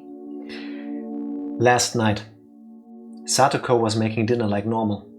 Rika-chan usually watched TV until the food was ready, so she probably was lying down watching a variety show or something. Satoko put the tofu in the miso soup, and right when dinner was about to be ready, she noticed that they were out of soy sauce. So Rika-chan, who had nothing to do, brought the big bottle of soy sauce to a neighbor's house to borrow theirs. Okay, fair enough. I don't really know my neighbors that well. Would people be willing to just give her soy sauce? Yeah, of course. Yeah, it's not all that uncommon in Hinamizawa. That used to be, for some reason, a thing in the 90s. I still remember going to the neighbors borrow soy sauce? To ask for like an egg or a cup of sugar because we ran out. Yeah. And then sometimes the neighbors would come like, oh, do you have some milk? Or do you have some sugar as well? Yeah. Or some flour? And somehow, I only remember this happening as a child, like I said, during the 90s and never after anymore. Yeah, I think culturally it kind of moved towards I don't want to bother my neighbors. I guess. Funnily enough, I know my grandmother has a neighbor who does that sometimes. Like she just drops by like, oh, sorry, we've run out of eggs and I'm making something, can I borrow some? And then usually like the next day or the same evening or whatever, she would then come back and give my grandmother whatever they made and just share it with her. Just really sweet. But that's the only person I know that does that. Fair enough. Wouldn't ask my neighbors now, I'm too anxious to do that. Yeah. Yeah, it's probably like you said, it's the connection with the neighbors. And I personally now probably wouldn't do that either, just because we don't know, even though we've been living here for like 10 years, we don't really have that connection with the neighbors. There's like two where I probably would. But I would just get dressed and go to the store. Yeah, I mean, that's not always open. That's the thing, you don't go to the neighbor if the store is open. You usually go when the store just closed and you're making a cake and you realize you're 1 egg short. Jack didn't bake the new neighbors a pie. You're reminding me of that. We actually had that conversation like almost 10 years ago when we moved in. Because Tifa was like, so when are we gonna do the thing for the neighbors? I'm like, what do you mean? And then Tifa aptly called out that, hey, you know, where I'm from, usually when you move in, you say hi to all your neighbors, you invite them over, you throw like a little mini party kind of thing. And I'm like, have a cup of coffee, slice of pound cake. First of all, I'm not going to do that. Second of all, this is a city. Nobody expects that from you.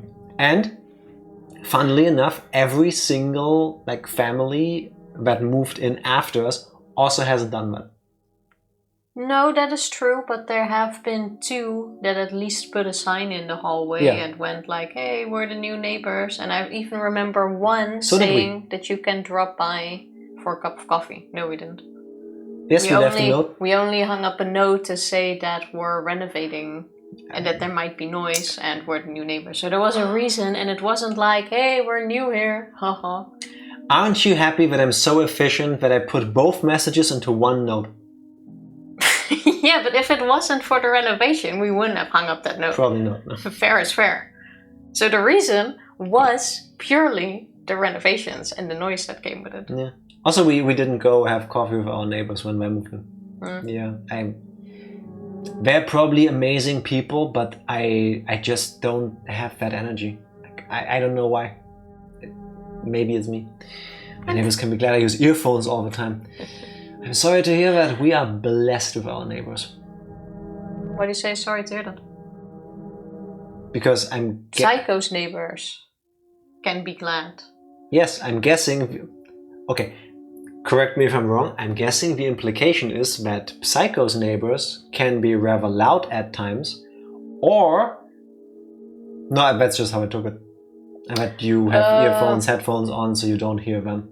I took it as you probably always have music on, and then they should be happy that you use earphones. In that case, that's also really nice of you, because you're making sure you're a good neighbor. Sure. Our neighbors, we usually don't notice like living around us at all. Unless once or twice every year the people right above us move their elephants. Yeah, it's really random. Maybe they just have visitors over, because It doesn't happen a lot, but sometimes they're like stamping all over the place, but it's only in like certain periods. Which is why I think they have a baby elephant. Yeah. Or once a year. Or, I'm sorry, somebody who is either really heavy or really can't lift their feet that well. Because it sounds like somebody actively stomping. Yeah, no, it's kids. I don't think it's kids. When we hear that, I think it might be kids. But the thing is also, I'm not even sure who lives above us. I like the baby elephant idea better. I have no clue which neighbor lives above us. I mean, I don't collect the rent, so I don't care. I have no personal connection to it. I mean, no, that's fine. But with some of the neighbors, I know at least which door they live. But I think that's only like half after all this time. I don't. I always have to check their door sign to see where I need to ring to pick up my packages. No, I don't want anyone to hear what I listen to. We are very wholesome for the whole family. You can put us on loudspeaker and put it against the wall. You know, I say that now, but I don't think kids should watch us. As in kids. No, we can't be too random for that. If I had children, I wouldn't want them to watch this unsupervised. We're totally family friendly. I mean, when we want to. Sometimes, but sometimes we're also not. Yeah. And, you know, that's fine, but I wouldn't want a 6-year-old to just randomly come in and go, "Oh my god, what are we talking about?" That'd be weird. I wouldn't want my child to think it's okay to look a cow in the butthole. And that is why the Dutch people are the way they are, because there it's completely normal. Yeah, but that's because we have a lot of cows. Can I trigger that? 2 geniuses, 1 thought, but close enough. Thank you, Dark Lord, but we both missed. I was hoping we would get the cow one. Go with that banana. Ga met die banaan. You Dutch people are so weird sometimes. Anyway, we're talking about the missing soy sauce. So Rika-chan rode her bike out to get some soy sauce. No matter how long Satoko-chan waited, though, Rika-chan didn't come back. So then Satoko-chan called up the house where Rika-chan was going. Would Rika happen to be imposing on you? Something like that? Then the other person must have replied with something like this. We have plenty of food here, so you should come too, Satoko-chan. Rika-chan has already eaten. I think that's how they called her out there. I'm slightly confused. No way. If that is actually what happened, no way. So they got a call? Anything I've seen about Rika-chan has instilled in me that she's all prim and proper. She is the epitome of like doing things the most noble way possible. She would not go somewhere and then decide to eat at their place if Satoko is making food. Yeah, I agree. If she felt it necessary to eat at that place, she would probably ask or go back and get Satoko, or at least tell her this. I agree. Satoko called Rika a few names in private and wrapped up the dinner she had made for him. She put it in the fridge so she could use it for breakfast and lunch the next day. And Satoko got on her bike too, and headed for the house where Rika-chan was.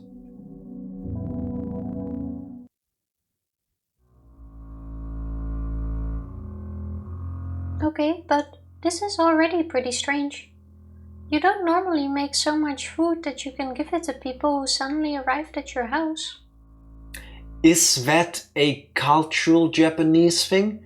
Because maybe I'm biased, but I know multiple people in my immediate family that do make that happen.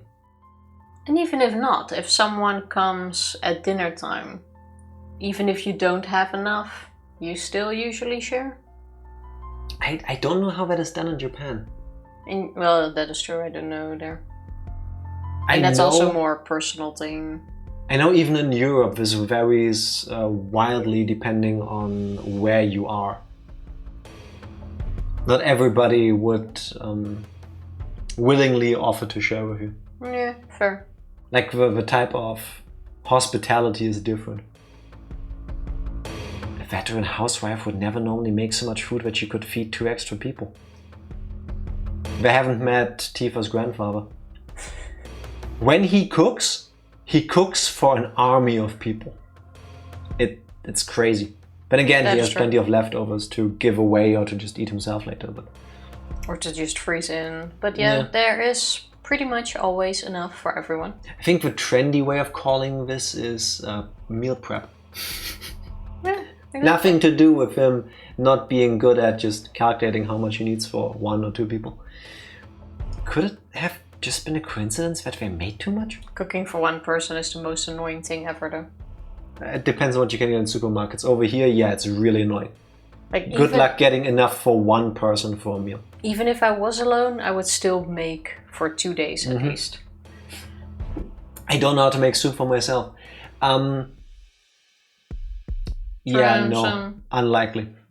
If you use even 1 tomato, fresh tomato, maybe 2. Some water. Okay, I want to hear that soup. Okay, so Tifa uses 1 tomato and water for a soup. Okay, what else? Let's say like 2 fresh tomatoes, maybe. Okay, keep going. Some water. Yeah. Blend it. Some spices. That's tomato water you just made. Super easy tomato soup. That's not a soup, that's tomato water you made. I know I just repeated the same thing, but... Can only make a big pot of soup. Yeah, it's the easiest. That's a gazpacho. That is the saddest gazpacho I've ever heard of. If it's water, tomato, and spices. Like... Hey, I'm just saying, go easy. Don't we usually throw in more ingredients like cucumber and stuff? I mean, then again, eat whatever you want to eat. It's no skin off of my back, but... Yeah...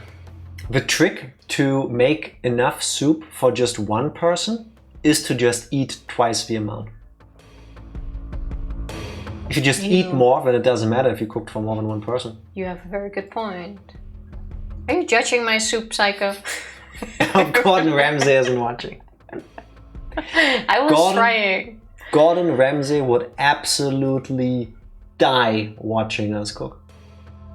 Like I once watched a video of Gordon Ramsay making his perfect scrambled eggs. I couldn't eat that. They are runny. To me, it's raw. Like I like my egg to the point where it doesn't run away. Like if it starts clucking, it's not good to me. Like it needs to be solid. Eggs. Yeah, it needs to be solid. And no, it's not for me. I don't have a refined palate. I'm blessed with having a very cheap and easy taste for things. 99% of the things I enjoy eating that are like a treat to me are very cheap, which is part of a problem with my diet, but I don't need gold-plated steaks cooked to 72 degrees at the core and then you cut them open and then when you touch it with your fork, the steak goes moo. I want to say we're lucky we have a semi-cheap taste. Yeah. What do we like to eat or make that is expensive?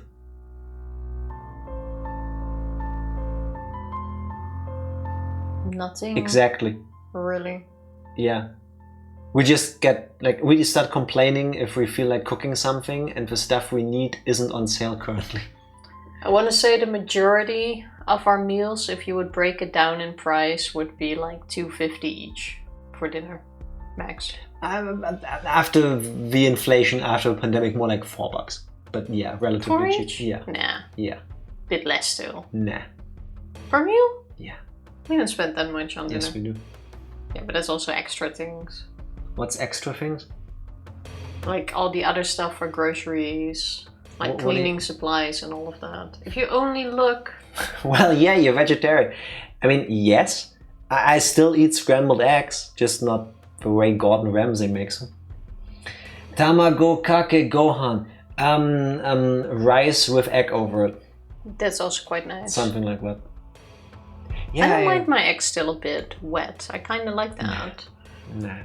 I know in Japan that's a thing where you just you make rice and you have a bowl of rice and then you just crack a raw egg over it and then you scramble them and eat that. I couldn't do that. Just when I crack an egg to make like pancakes or something, the moment the raw egg touches just the tip of my fingers, there's a my panic. body tenses up. It's like, get out of the way, I need to wash my hands. I need to wash my hands. No, I don't want... I do like the squishiness. I was gonna say something very graphic and then I decided against it. Because it's gonna ruin eggs for people. I don't want raw egg on my fingers. No. Never comes out right for me. It needs to be a little more solid. Yeah, I mean, sometimes, like when it turns out perfect for me, it's mostly luck. But I'm also okay with overcooking it because then it's like, I don't need to think about it. I'll eat it. I mean, I usually join you, but if I'm out, I don't mind it being a bit wet. If I'm gonna cook an egg, it's gotta be mostly done, but I can't easily eat egg over rice. No, I will throw up. Cook an egg is like 6 minutes, 6.5 is perfect. And you still have that orange sort of liquidy stuff, not full liquid. The perfect egg to me is when the egg yolk is this deep orange, where it's, you know, when you cook an egg and you fully boil it, it becomes this like flat orange, like yellowish, usually. It's like fully cooked, it's solid. Just before that, when it still has the moisture in it, that's when it's perfect. That's the perfect egg. And if I'm unsure, I just leave it in 30 seconds longer, and when it's fully cooked, and I'm still careful. Do you know the egg cracking method? Like with one hand, where you like crack it and then open it? I don't have the dexterity for that. I know people can do that, but I can't. Just grab an egg, like egg, and go. First of all, why are you doing that to a perfectly good package of tissues? Second of all, you clean that mess up. If you ever do that with an egg in the kitchen, 1/3 of a meter drop, you just drop the egg on its side like 5 to 10 centimeters in the air. I will not do that. Wait, what? Yeah, you just drop it hard enough so that it cracks and then you can just pull it apart. But if you have like oil or something in your pan, that's gonna... No, you do it next to it and then you open the egg over the thing. Well, that seems like a risk of making a mess. Like there will be you don't something just on the throw table. eggs at your dish. Like... I thought you like drop it in the pan and then like... Oh, Tifa. Yeah, no, I will misjudge the height, or I will like move down with it, giving it extra force, and it can be trial and error, but definitely works. Yeah, I'm not gonna do the trial and error part. You know, it always works just smashing it on the side of your table, and then just go. Yeah, and then I run around screeching, I need to wash my hands! It works for me. Cannot recommend, but it works for me. The worst is if you miss a little piece of shell and it's in there and you need to get it out of the slimy bit and you can't like get it out because it keeps moving. I will prepare the dish and fish it out after. I guess that also works. I will pull apart entire pancakes because I know there's this extra piece of calcium in there somewhere. Use the shell to scoop out the shell. Shell attracts shell. That's what people say, but I still manage to mess it up. It does make it easier, if you have a bigger piece to scoop it out. Yeah. Same way if you smash it too hard, it's the same way if you drop it too high. Yes, exactly, that's why I don't do that. Use the shell to destroy the shell. This is beginning to sound very Mario-like. There's a science behind cracking eggs. Yes, there is.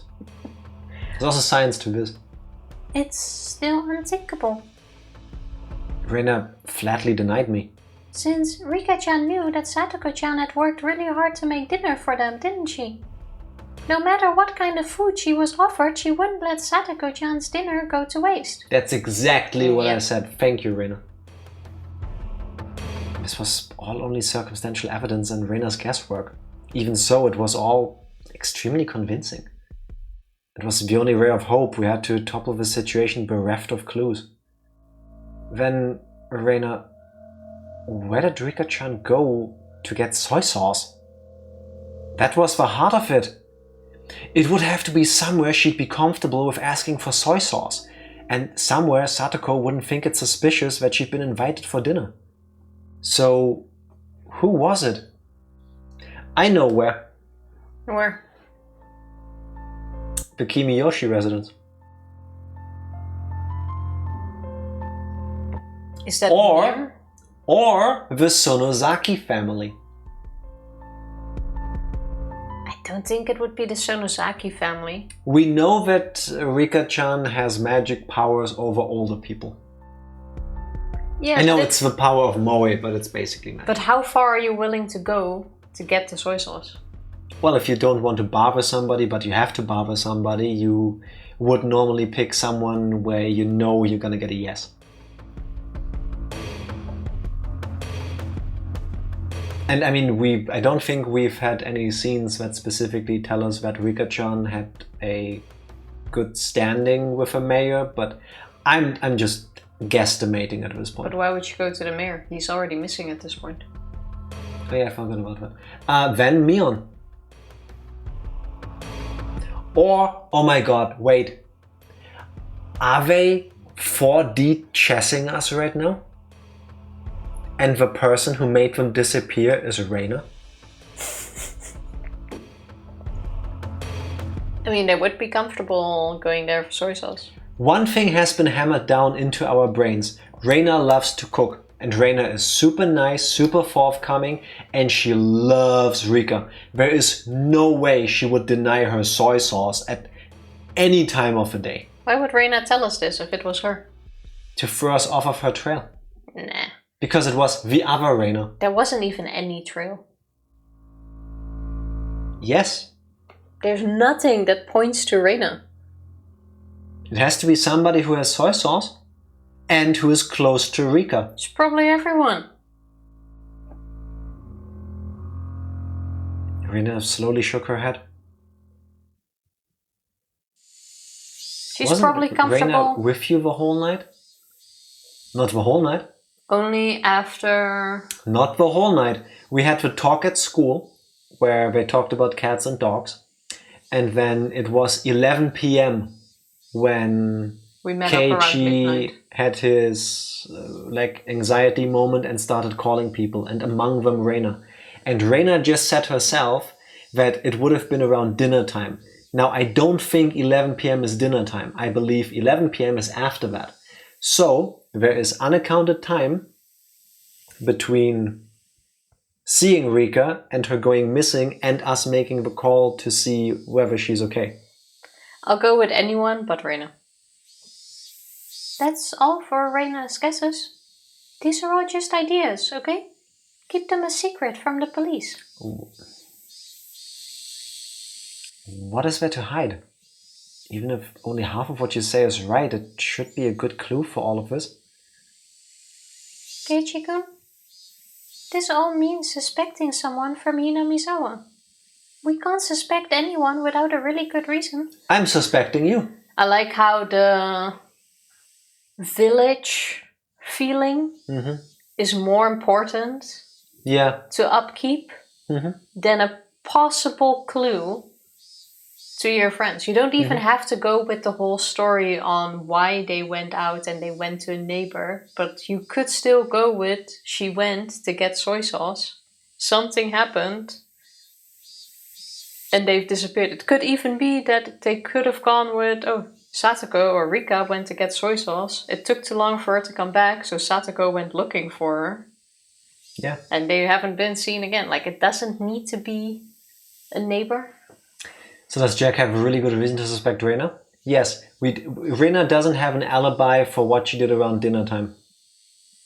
We haven't even asked her. We only know currently where she was at 11 p.m. Reina, in chapter 1, has definitely murdered somebody, or at least she was an accessory to the murder of Keiichi. Again, with my previous thinking, unless otherwise stated, I believe the things from chapter 1 to hold true in chapter 2. But you can't say she doesn't have an alibi. No, but she doesn't. We haven't even asked her. You do not know what she was doing. Correct. So until I know she doesn't have an alibi. I think usually that's not how you would look at it. No, that's why it's guilty unless... No. How does the thing go? Innocent until proven otherwise. But not in the United States of Jack, where it's guilty until proven innocent. Clearly, this is a murder Basically, mystery. with your reasoning, everyone is a suspect. Even us. We don't know what Keiichi did during dinner time. Exactly. Yes. A lot of people don't have an alibi here. Tifa! No one has an alibi here because we didn't know what anyone did during dinner. We didn't have a scene where Keiichi sat down at the table and had dinner with his parents. We could be... Yes. The Rika Napper. Yes. Do I need to remind you that chapter 1 starts literally with a description of a murder? Yeah, but I'm just saying, with your reasoning, everyone is a suspect. Yeah, but why do you sound like I'm fighting against that? Yes, everybody is. Welcome to my state of thinking. Not having an alibi isn't a reason for suspicion. It is for me.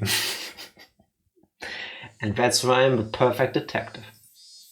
I don't even trust myself. I think we should still go with this to Oishi or something. Yes, we should talk to adults about this. Also, Maybe what not happened the to Sonozaki your family. Oishi is the cause? I mean, probably, possibly, but better to reach out to the police and try to fix this than to not do that. Hmm. I saw a few girls coming over to rinse out their bento boxes. Then I cut the conversation short and returned to the classroom. I stayed there alone, my body bathed in the lively voices of the cicadas. Let's think about this. In my own way. Reina had barely any information to go on, and yet she'd reasoned out that much. So there should be something that only I, who knew far more than Reina did, could deduce. Ooishi-san said this last night too, but this incident was definitely occurring within Hinamizawa. Reina might not have wanted to believe it, but it's basically a given that the culprit is someone from the village. For all we know, it was Tifa. Do I have an alibi? No. Yeah, where were you yesterday? The trigger for everything was when the four of us trespassed into the forbidden... The trigger for everything was when the four of us trespassed in the forbidden storehouse. Somebody saw us going in there. For the culprits, breaking the taboo was a crime punishable by death. So that night, Tomitake-san and Takano-san were sacrificed. There were two left. Shion and myself. However, before the culprits bore their fangs on Shion and me, they went after the mayor to whom Shion had confessed her sin. Next, they went for Rika-chan, to whom I'd confessed my sin. Then what about Satoko? Just a stray bullet? By itself, Rika-chan being sacrificed after I told her everything was mortifying. But Satoko, who was sacrificed for no reason, wasn't that all the more regrettable?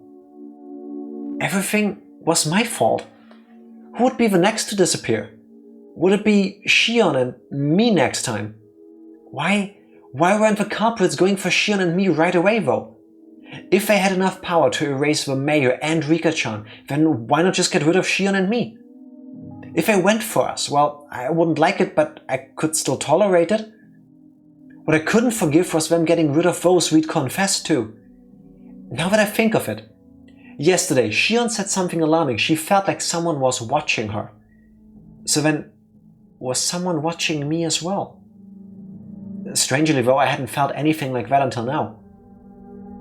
Even though I'm the root cause of everything, I had never once had that impression. Maybe that was simply because Shion was more cautious than me and I was just careless. That's another story though. Let's get back on track. Why weren't the culprits going after Shion and me? I felt like that's where the key to this lay.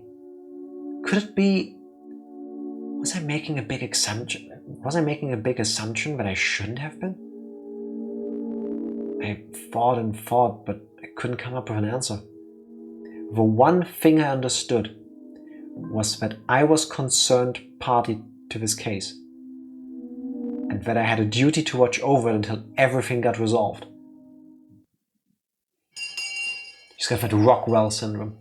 The what now? What's the Rockwell syndrome? It's where you play rock music really good.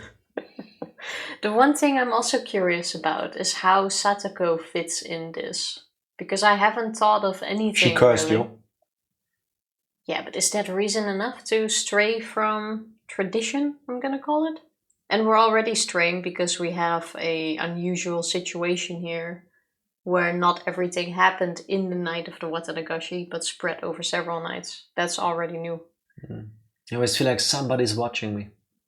You got no privacy. Okay.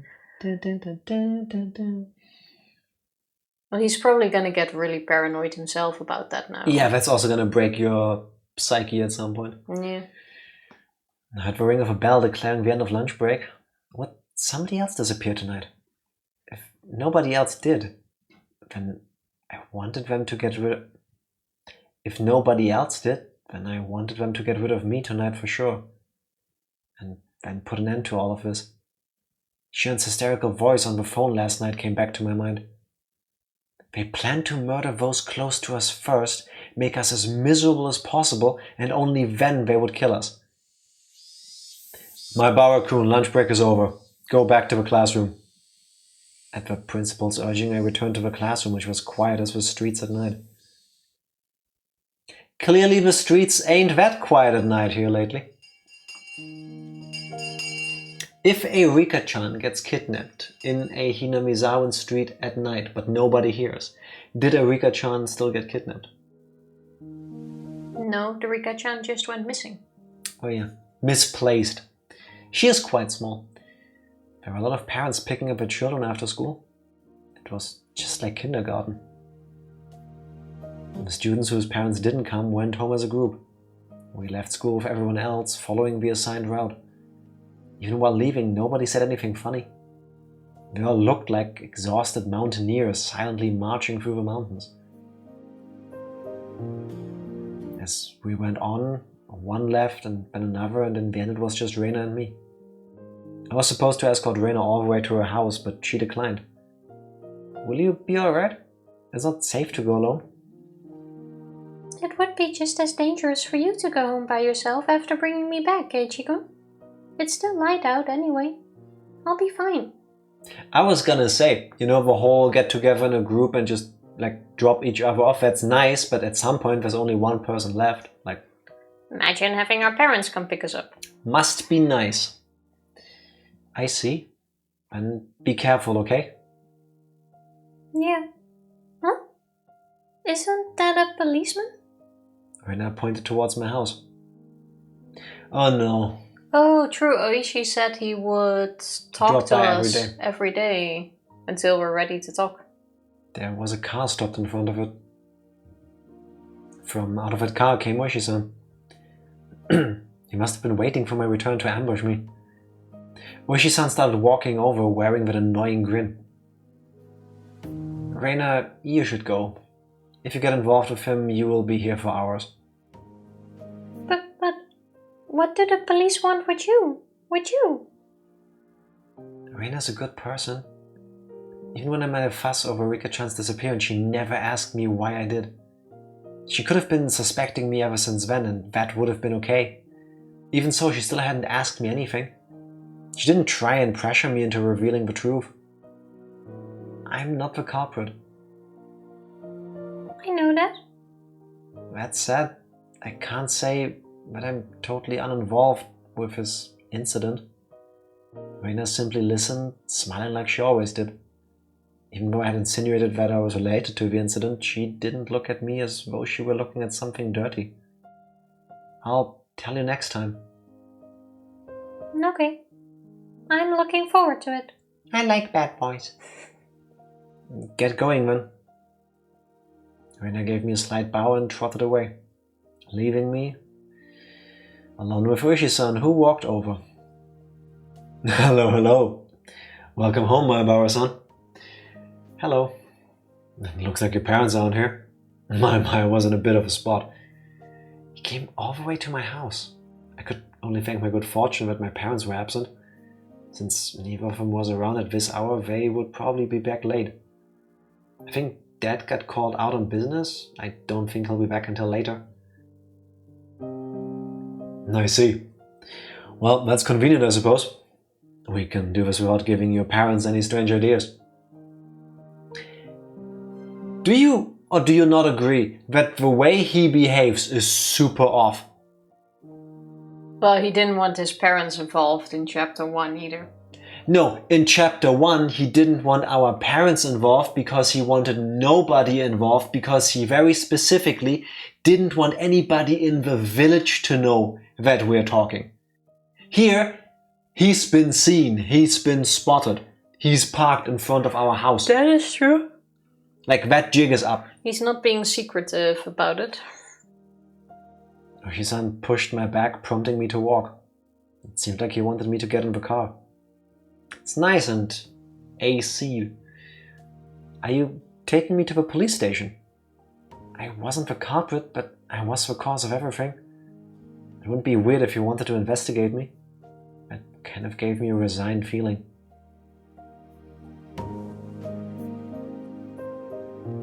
No, I just don't want to stand around talking. We can just talk in the car, that's all.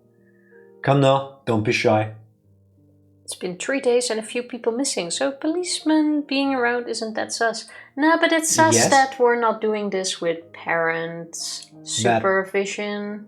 It's sus that he's only talking to Keiichi as far as we know, and it's sus that he doesn't want our parents to know. It's not sus that he's only talking to Keiichi because he already knows we know more. And we're not talking to him. He believes that, yeah. He knows. He has seen us with them. That's what he says. He knows. So it's obvious that he's talking to us because we're obviously lying to him. He knows that. So we're someone who has information that he does not have and wants. Yeah. So I get that he's after us. But we're a minor, you know. Yes, that is still super weird to me. Need our mom there or something. He probably does other things and is also informing us on what's happened. Yeah, that is true. Plus, for all we know, he could actually be talking to the other kids as well. We just don't ever get to see this because it's not part of a narrative of the games. Yeah, but we're a main character in this whole case. Yeah, fair enough. He opened the back door and urged me inside. If I got in, I wouldn't have a very easy way... If I got in, I wouldn't have a very easy time getting out. If I said no, however, then this man might really handcuff me and take me away. I couldn't refuse. I could only accept in good grace.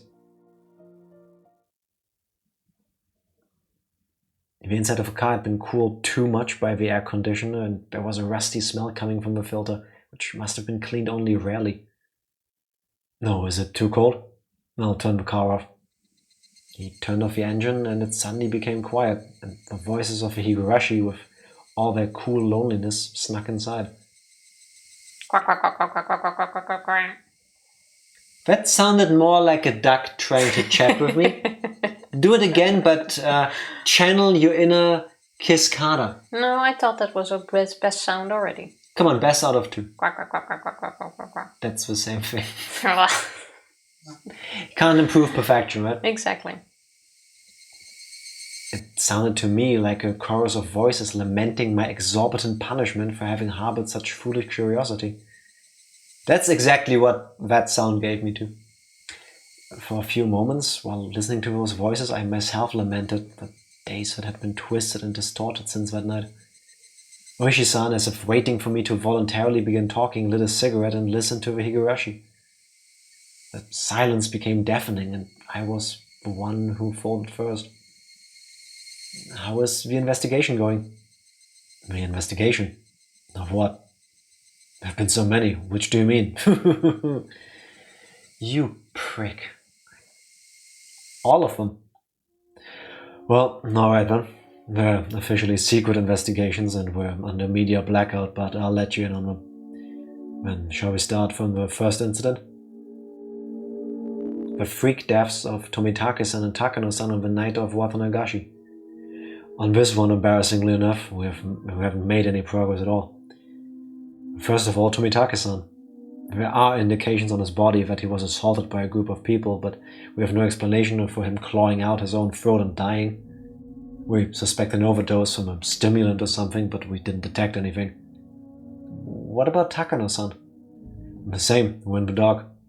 Autopsies for those who are burned to death are real tough. We believe she was doused in gasoline after she was strangled. That one falls under the Gifu Prefecture's police department. They haven't been very cooperative, and even though it happened in our territory. That's not really relevant though. So the police didn't know anything other than the fact that the victims died inexplicably.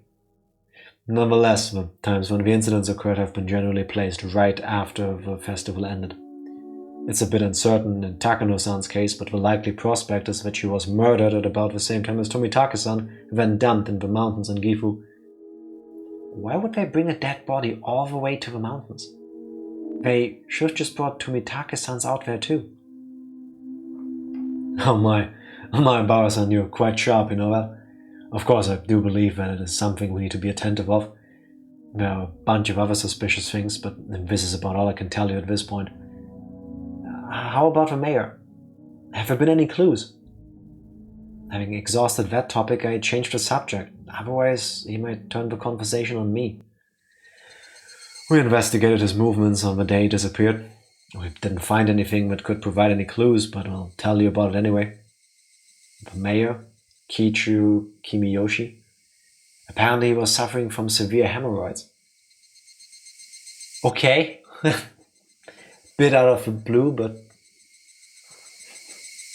So, okay, no, I'll wait until... The mayor was butthurt. Yeah, but I'll wait Physically. where this leads to... I mean, I joke, but hemorrhoids are... I'm sorry, I have to... a real pain in the ass.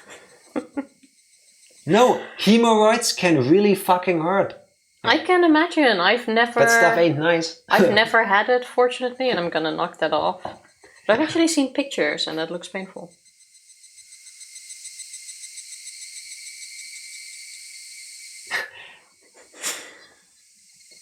What's that face? Did you see that? Because I knew what was coming. I mean, everyone has seen pictures of that at some point. Tifa, no, I haven't. No. What do you mean, no, I don't believe that. I don't believe any of you. You're not gonna tell me you've never... I fully believe that people who suspect that... For the love of God. Okay, listen. I fully believe that people who believe that they might have hemorrhoids look up hemorrhoids to read like the symptoms and what they can do about that. Yes, I don't think most people would go out of their way and ask the internet, please show me images of damaged assholes. Well, no, but if it's been mentioned sometimes, or you've heard it before, you throw it in Google, and the first thing you do is Google image. No. I mean don't. no? No, I don't. That's like the first thing you do with every disease, ailment, No, or because then whatever I'll you put puke. in. No. I don't believe nobody doesn't go to Matter of fact, back when we images went as to well. the Netherlands back then, and I told you guys on Discord that I have herpes in my freaking eye, I made the mistake of looking up herpes eye infection, and I did go to the image search. And trust me, you don't want to see those pictures, and thankfully it wasn't like that. But you did. Yes. But you did, and there's the point. It's not about whether you want to see it or not, but you did. I just told you it was the very rare instance where I did that, and I immediately regret that. So I don't remember the last time I did that before that, and I don't think I'll be doing that again for quite a long time. Plus, even if I look at... First of all, I'm not the kind of person that just for fun looks up other people's hemorrhoids.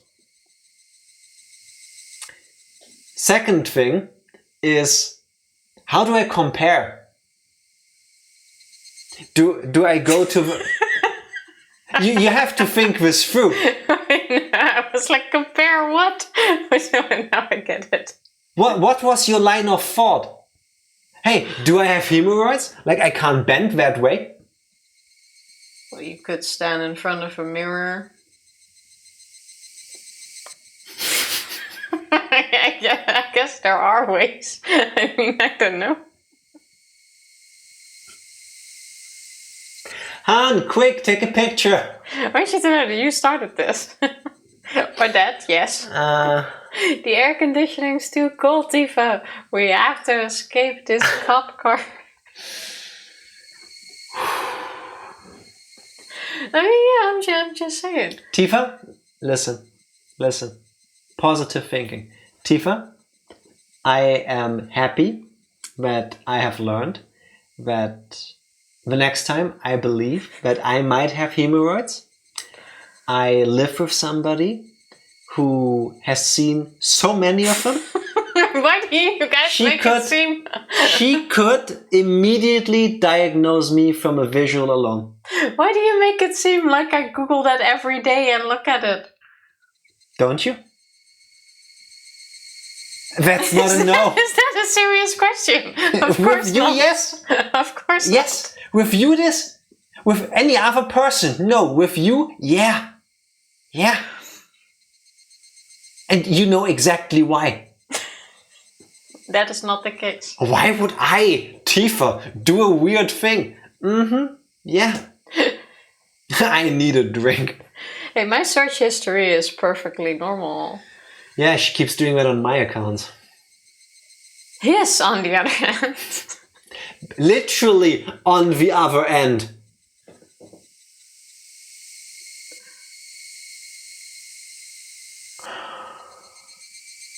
I'm just saying I find it weirder that people don't go to Google Images when they check ailments. It's the last thing I will say about this. Okay, let's take 2-3 deep breaths. Let this wash over us.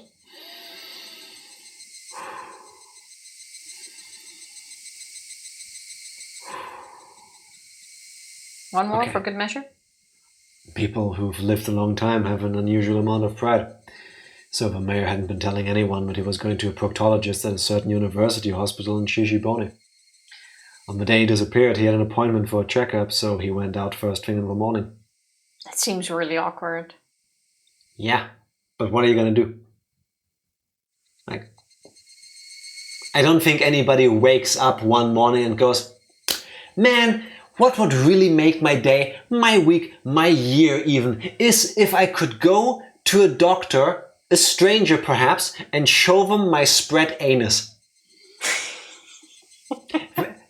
No, nobody does that. I mean, there shouldn't even really be a taboo on this, especially when you go to the doctor. I'm pretty sure it's more of a, I can't sit. Oh God, why does this hurt so much? Oh my God, I can't take. What is this? It's probably hemorrhoids. It doesn't go away after a few days. I should get this checked out. Like the pain needs to be high enough that you overcome the embarrassment of it all. You absolutely should go to the doctor. I'm not saying that, but I can imagine it would be a little bit awkward. Even I knew that big hospitals, like university hospitals, had a really long waiting time. Apparently people would get in line hours beforehand, even if they had an appointment. But wait, no, not really. Because I've been laying on a table with my butt cheeks spread in a hospital, and that wasn't really awkward, actually. I still remember having a fun conversation with the nurse, too.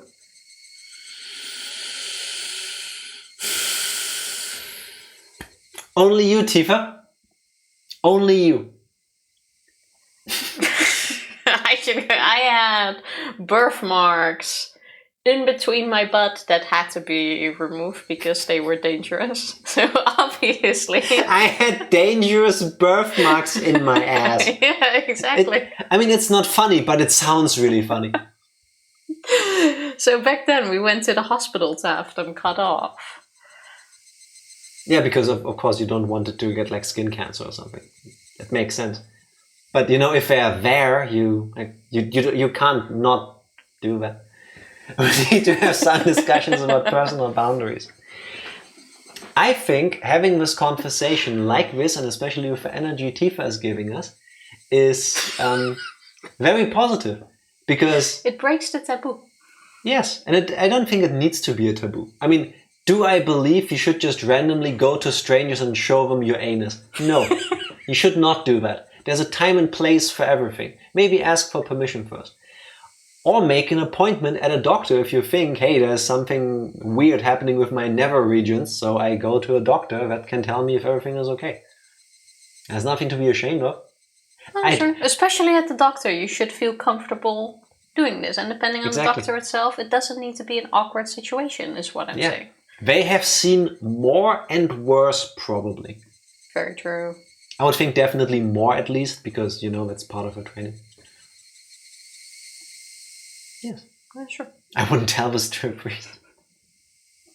No, you should tell it to a doctor. His exam ended at 1 p.m. And after that he ate a light meal in the hospital restaurant and passed the time reading a magazine. We know this because of a receipt we found in his wallet at his house. There was nothing suspicious at all about that. That day he had planned to go to a meeting in the assembly hall in the evening. He was supposed to return home with plenty of time to spare, but while he was on the train coming back, there was an accident. It seems it delayed him a bit, and he only got back to his house right before the meeting was scheduled to start. His family witnessed a very hectic mayor leaving to go to the assembly hall at the shrine. What was the meeting about? He disappeared on his way back home, right? The three families and the essential members of the town assembly were at the meeting. We think they were discussing how to deal with the serial freak death incidents that had happened again this year. So then, on his way home, the old man who had treated Shion like his own daughter, he was a dependable person who would encourage Shion whenever she felt pressured by anxiety, and yet Shion's painful voice struck me right in the heart.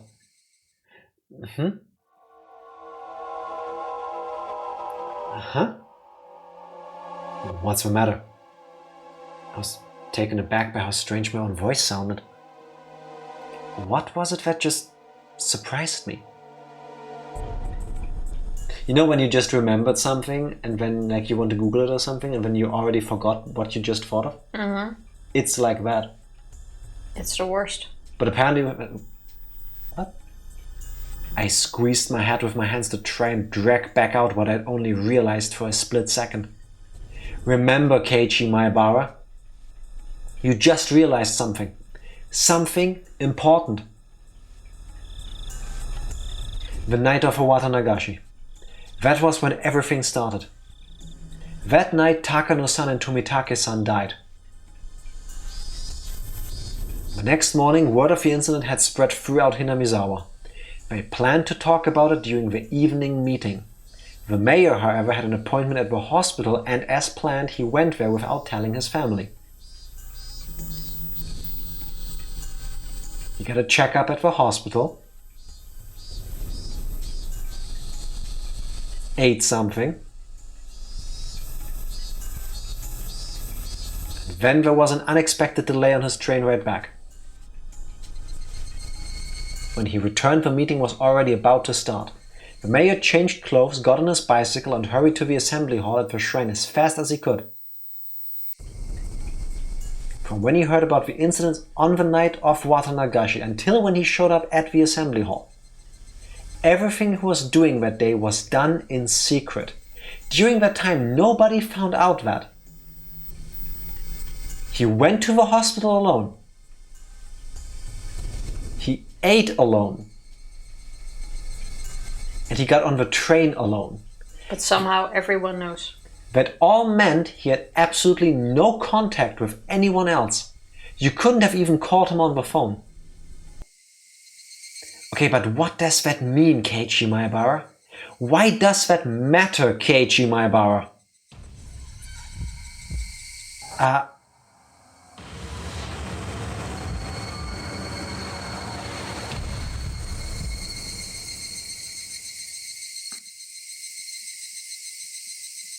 trying to remember what she said about the mayor during this conversation. That she told him. Keiichi, what should I do? What's wrong? Tell me. We're not keeping secrets from each other, right?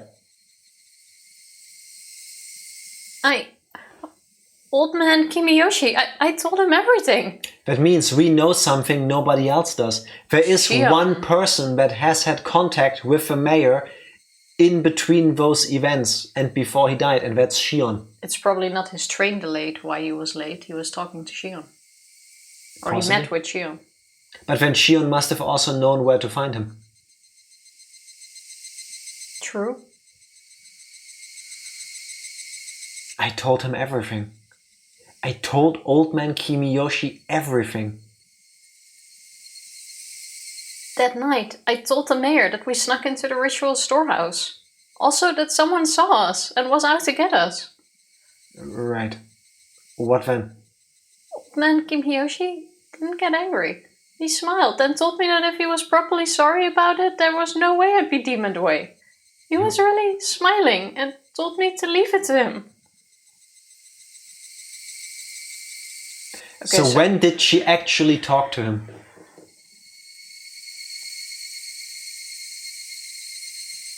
I'm gonna assume during food or lunch. Or like I said, his train didn't have a delay. Where did he eat? Because the picture is from... The picture was Angel Mort, but that could just be a placeholder, you know, the mental image of, you know, to invoke with us that he ate somewhere. If he ate actually at Angel Mort, then he could have bumped into Shion there. That is true. And him eating regularly at Angel Mort wouldn't even be too far off a stretch, because that's where she works. If he happens to know, and if they like each other, I wouldn't be shocked if he goes there more regularly. Just to spend time with her, say hi, catch up. Even though that isn't really the place to have that talk. The hospital was in Shishibone. Yes. Oh yeah, true. He took the train there. No, he ate first, then he took the train. I mean, potentially he could have walked there. We don't know the exact timeline. We know Angel Mort is near the station, I believe. Yeah, but that's in Okinomiya. True.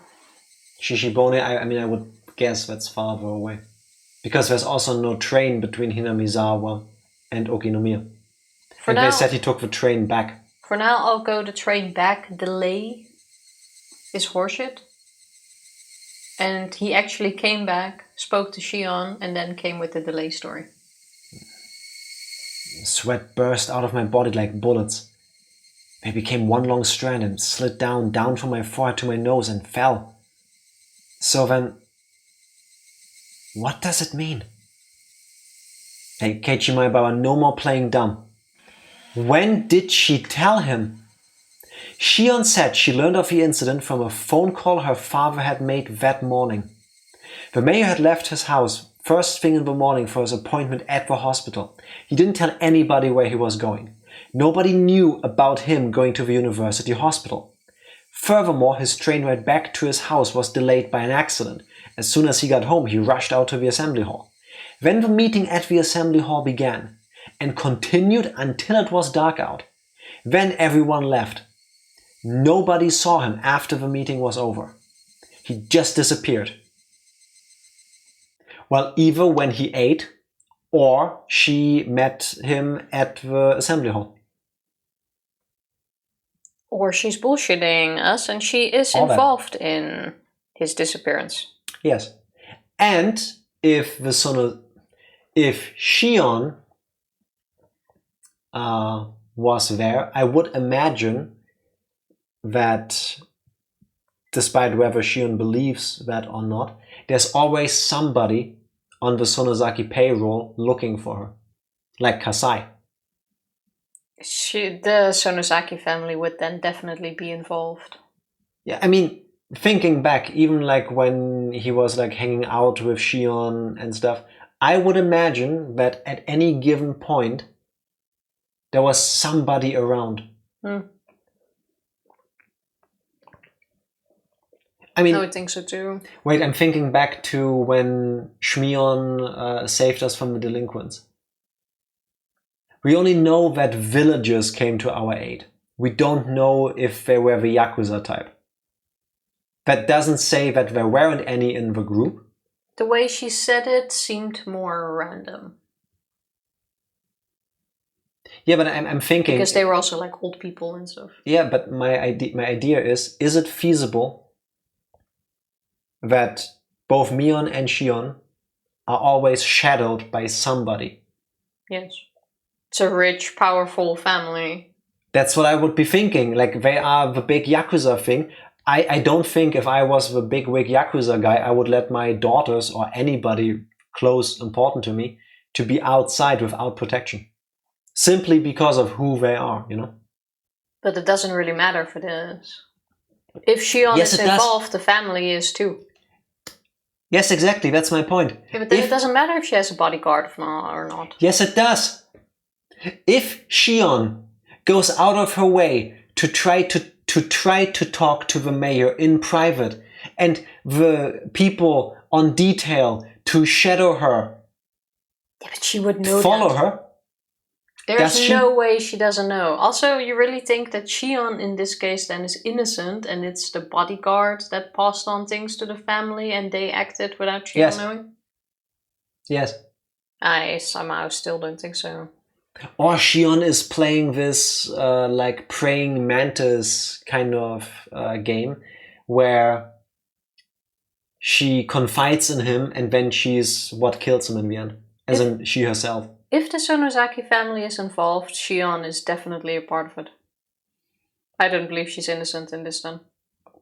Which meant Maebara-san. You're alright. If you're too hot, I can turn on the air conditioner. Another part of me was messing with my thoughts, demanding that I didn't think any further than that. My head was pounding violently and the fluids packed inside it all bended together until nothing made sense. It was just about to settle, yet it had been smashed and melted in the blink of an eye, no longer able to retain its shape. Maebara-san, are you in there? Yeah. Ooishi-san lit yet another cigarette. There was yet another cigarette butt placed in the ashtray. Was it displaying the passage of time? Had my thoughts been frozen over for that long? I've tried to tell you everything I know. In return, feel free to tell me anything you want, Maebara-san. Great. So, because Keiichi suddenly had this brain fart to put details together, we also didn't get to hear anything that he learned about the other investigations. Because he was like, in his head, not listening. Well, I think this is important. I mean, yes, but I would have, from a purely pragmatic standpoint, it would have been nice if he would have had that moment after. Because then we could have at least listened to Ooishi. My mind had become a gigantic oozing mess. My brain felt like it had been totally minced by the blades of a blender, and I couldn't think. No, don't climb up again. If there are any misunderstandings, I'd like to clear them up first. I don't think you have a culprit here or anything. Ooishi-san gave his best attempt at an adult smile. I know the four of you snuck into the virtual storehouse that night. Everyone in the village heard rumors about it by the next day. That in itself means we should take you in for trespassing, but that isn't the problem. It's what's inside. What was inside that made the people who snuck in there end up as sacrifices? There wasn't anything. As soon as I said it, I regretted confirming my presence there, but I knew it didn't matter anymore. Was there really nothing in there? I mean, everyone who went in it is being sacrificed one by one, Even the mayor and Rika-san who switched the lock on the door were sacrificed. What was inside that could have caused such terrible things to happen? I was far too tired of keeping quiet about this. Perhaps that was Ooishi-san's goal all along, but again, that didn't matter anymore. there were just a lot of torture devices that were used a long time ago. I looked around at them with everyone. Is he for real? Was that really all? Just. So we have a Fort Knox kind of situation, and locked away in this taboo building torture devices. And after they've been seen, people start dying and disappearing, and you go, that's all. And technically, he doesn't know if they haven't been used in a long time or not. Yeah. Especially considering the history of the city.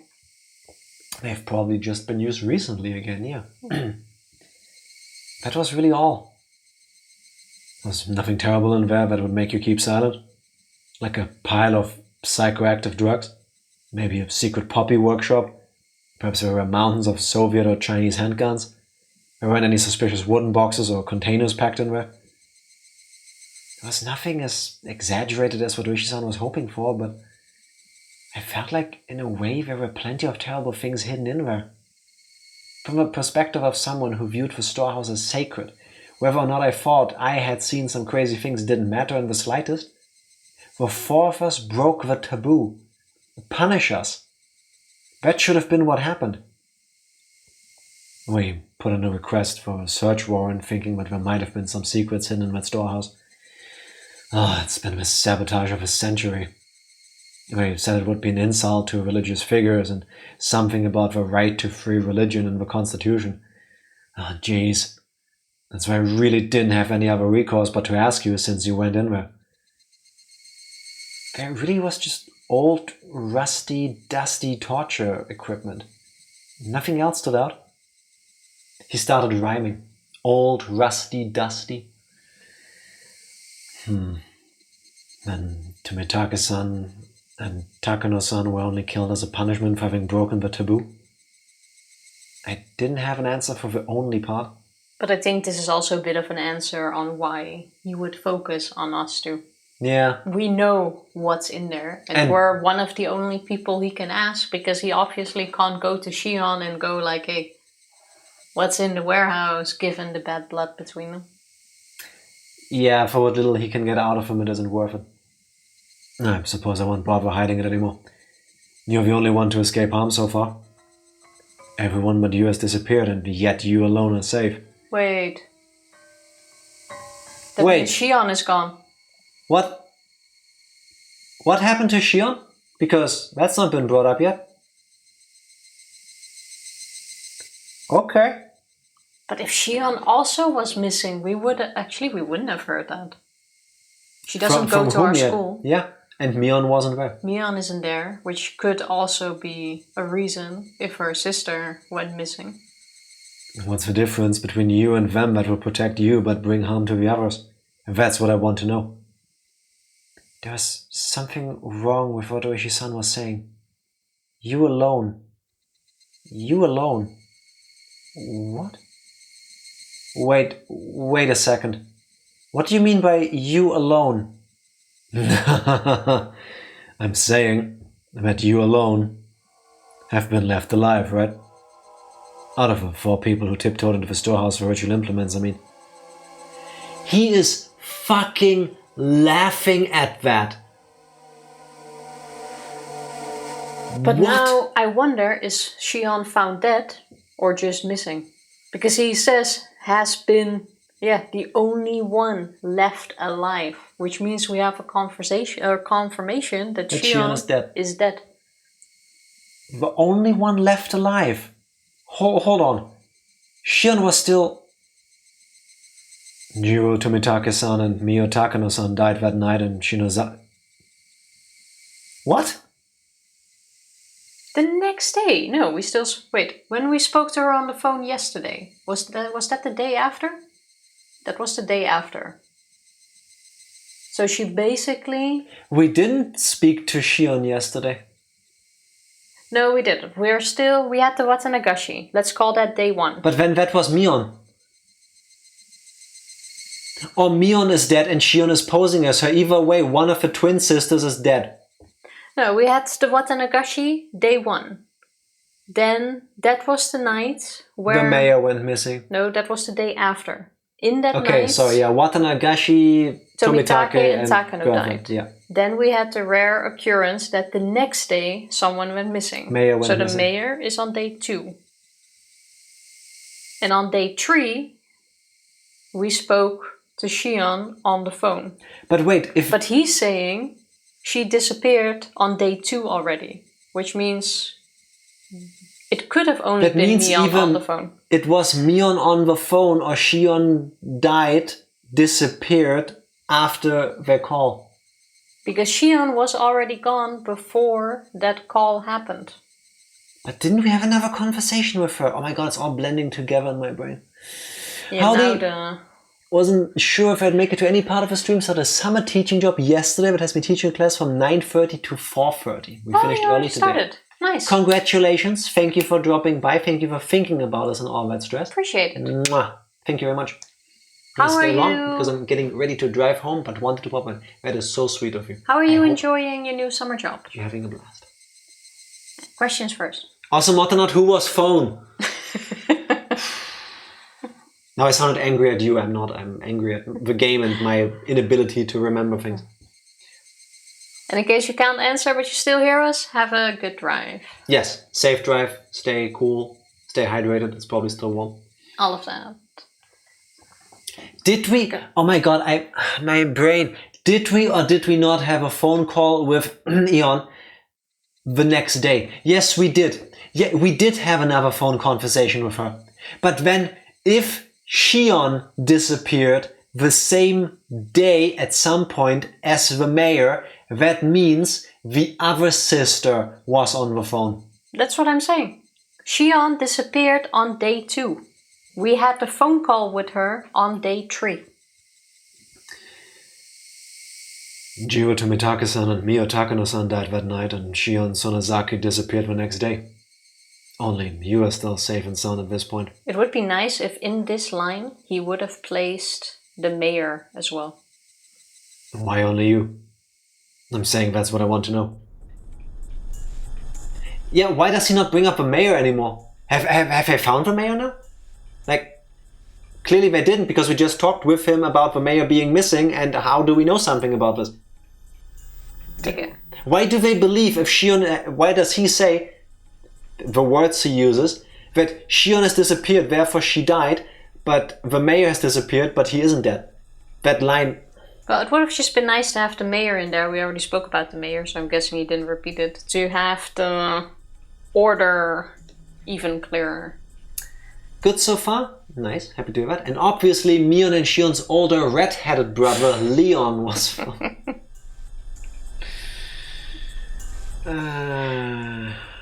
I mean, Leon is obviously wireless, so he can go anywhere he wants. But also works out beautifully, because we've been already informed in chapter 1 that baseball is something important, and Leon, I think, also has a knack for that. And with that, I'm gonna head out. Mortonard, have a safe drive, have a wonderful rest of the day, and get some nice relaxation, please. Everything he said. My mind is thoroughly scrambled. This might also be a good point to save for tonight. What? What? How evil are you? Well, we're gonna go into a whole conversation. You really wanna end that? I need answers. You're not gonna get answers. I need some more answers. You keep going. I need answers. You will never get answers in this chapter.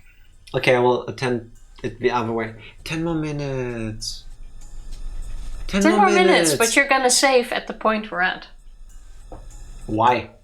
Why would I save now and then keep going and then load from here where again? we are at in 10 minutes. I'm telling you, this is gonna be a long-ass conversation from this point on. You're a long-ass conversation.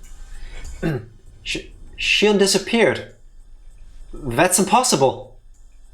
I unintentionally raised my voice, but I didn't care about that. Tomitake-san died. Takano-san died. And Shion disappeared. When did she disappear? What is this guy talking about? Oh, well, no. I thought you were long since aware of this. But this is the first I've heard of it? Shion disappeared when? Well, going back a bit, she disappeared the day after Watanagashi. going back a bit. Stop saying stuff I don't understand. My feeling playing Higurashi after chapter 1. Shion Sonozaki spends the night at a relative's house depending on her mood on any given day, so no one thought much of not knowing where she was. She frequently takes days off from school too. Her teacher has been pretty troubled by it. I didn't ask about any of that. I'm asking you when Shion disappeared. I told you it was the day after Watanagashi. You're fucking with me on purpose, right? I hate this Oishi. I hate him with a passion. Why? If he thinks we also know this. Yes! One other reason for me to hate him. Why is he so... I mean, Keiichi is doing pretty He doesn't know we still spoke to her after her disappearance. Yeah, I guess. The fluids in my body all reversed direction. I lost my sense of balance and everything I could see started to warp and twist out of shape. I simply couldn't endure it. Hang on. Shion had already disappeared. When that night, that call, that phone call, who was that? She called me every night. She encouraged me. We vowed that we would do our best to live on and not be erased. Yes, that should have been a phone call with Shion. Should have been a phone call with Shion. She took breaks from class like it was nothing, and the family wouldn't listen when the school told them, so they mostly don't bother calling anymore.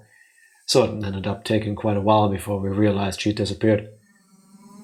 I felt a stabbing pain like needles were being pushed into every pore of my body. It started on my back and began spreading throughout the rest of me. When it had completely covered the surface of my skin, it began to worm its way inside my stomach as well. Don't you remember? We talked at the library the day after Watanagashi. Shion-san was there then. That was the last we saw of her. No one knows where she's been since. That can't be. That day, ooishi-san had only called me, and Shion bounded away, lying that she needed to go to work. Didn't she call me that night? Her job was at a restaurant called Angel Maud, right? She hasn't been there since that day. She's been completely absent ever since. The person at the restaurant couldn't get in touch with her. He was really worried. That can't be. It can't be. It's only circumstantial evidence, but after she left us at the library, but before she made it to work, I think it's appropriate to consider her having disappeared during that time. Right after Shion ran away without me. And that also means that either Mion is having Shion shadowed and reported on, informed on to her, or they share a psychopathic link. Because after that, we had a phone call where Mion told us, oh yeah, I was able to get away. That was my sign to you to also run away, but you didn't. She knew everything about that moment too. Yeah, but I'm guessing the librarian and everyone just reports to her. It's harder to shadow someone inside a building when you have staff there who can report to you.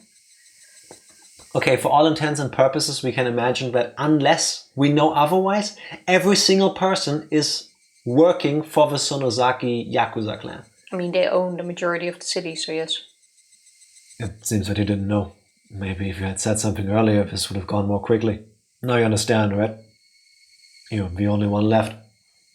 You're the only survivor of the 4 who slipped into a ritual storehouse. All intensive purposes. Exactly.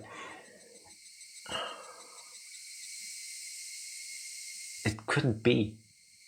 It just couldn't be. If something else happens, it would happen to you. I need you to understand that, Maebara-san. It can't be. It can't be. It can't be. Shion had already disappeared. It couldn't be. It couldn't be.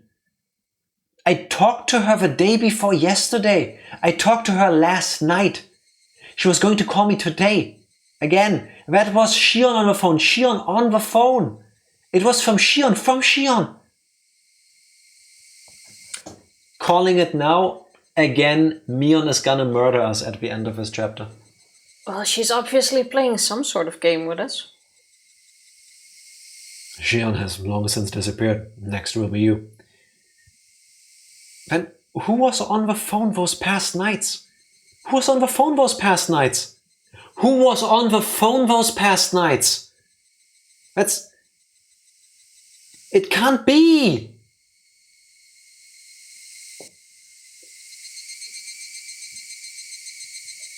Not so long of a conversation after all, was it? I kinda expected Keiichi to blur out on the why this can't be.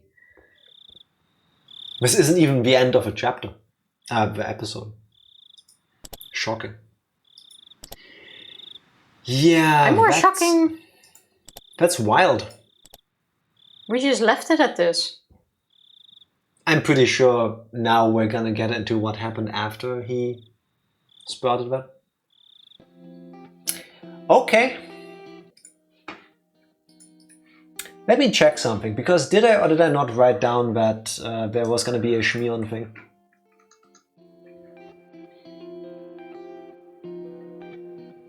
I mean, I did write down that Mion gets killed, mistaken for Shion, and Shion also possibly took over in chapter 1. Okay, we can exclude that part. No, because I remember when you wrote it down, I said you should make 2 points out of that, because if one is true and the other isn't, then at least it's a thingy. But you were like, no, both of these things happen, so it's 1 point. And I remember having the conversation that if only one of them happens, it doesn't count, and you agree to it.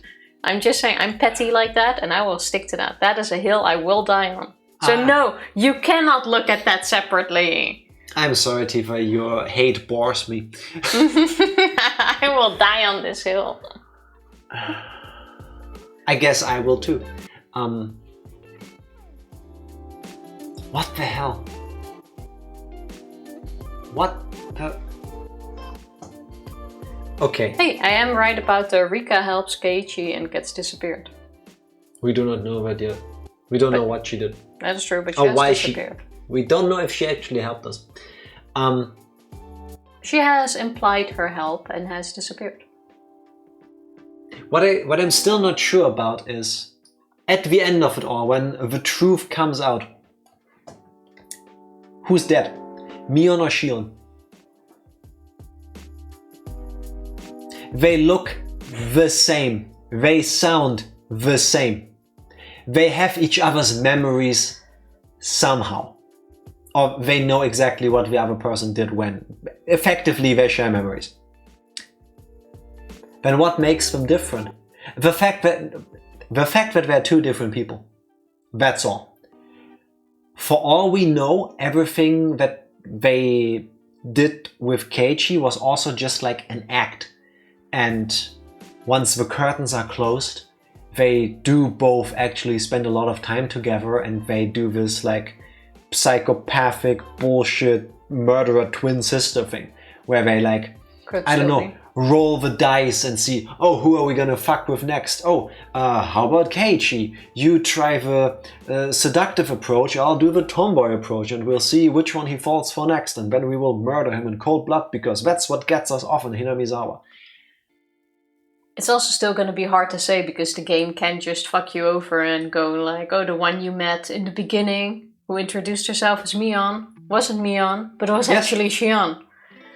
Effectively, every single time a Eon was on screen or talked to, we don't know which one of them it was. For all we know, when we were talking on the phone before she allegedly disappeared, it could have been both of them taking turns, because they sound the same. What the f... Can be hard to say. Do we have any way to discern between the two, logically? No. From a character point of view, no. They sound the same. They know how to act the same way as the other. Yeah. They look the same. And the ponytail and stuff doesn't count. Wait. Calling it now, Mion is the dead one.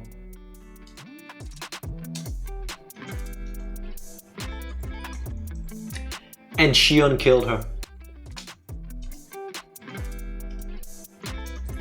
So basically you're just writing down the opposite of what you wrote down before. No, originally on the 26th of June I wrote down Mion got killed mistaken for Shion. That means that somebody else did it. My new point is Shion killed Mion. And then still pretends to be Shion at a point where Shion was supposed to be playing gone. both roles, yes. And the reason, but why though? Because she hates her. There's very little we actually know that, I mean, for all we know it was all bullshit. I have no evidence. But in the conversations we had with one of them, on those like little dates they went, the person we spoke to, and I'm just gonna go with, for the convenience of my theory, that was actually Shion talking to us, or Mion acting as Shion. Either way, let's make it more confusing. It doesn't matter, because ultimately the Shion person said that no, we're actually very different from our sister. And it seems to me that the way they toyed with Keiichi, there is some sort of rivalry between the two of them. One wants what the other has. And in a world where there are big free families and once a year they go gut somebody to eat their intestines, I wouldn't be shocked if that envy isn't just, oh no, she likes the boy I want, meh. But also, so the other one is the supposed heir to the empire. But as per Ooishi's definition, Shion is the delinquent. She doesn't go to school when she doesn't want to. She just does whatever she wants to. So she but does. Mion has acted out before too. Shion does whatever she wants because it's Shion. Shion does whatever she wants to at school. She does whatever she wants to with her family. Evidence being she just sleeps wherever.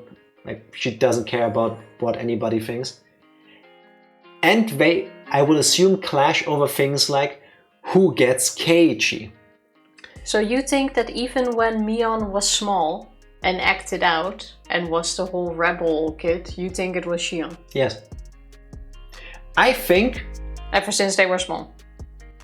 I do not know that, but for the purposes of the story that we witness as Keiichi.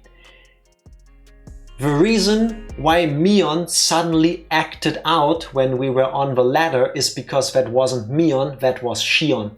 Shion is the murderous one of the two of them. That I absolutely... Whereas Mion acts tomboyish and doesn't carry herself the way befit of an heir to a Yakuza clan, Shion is the murderous one. And here's...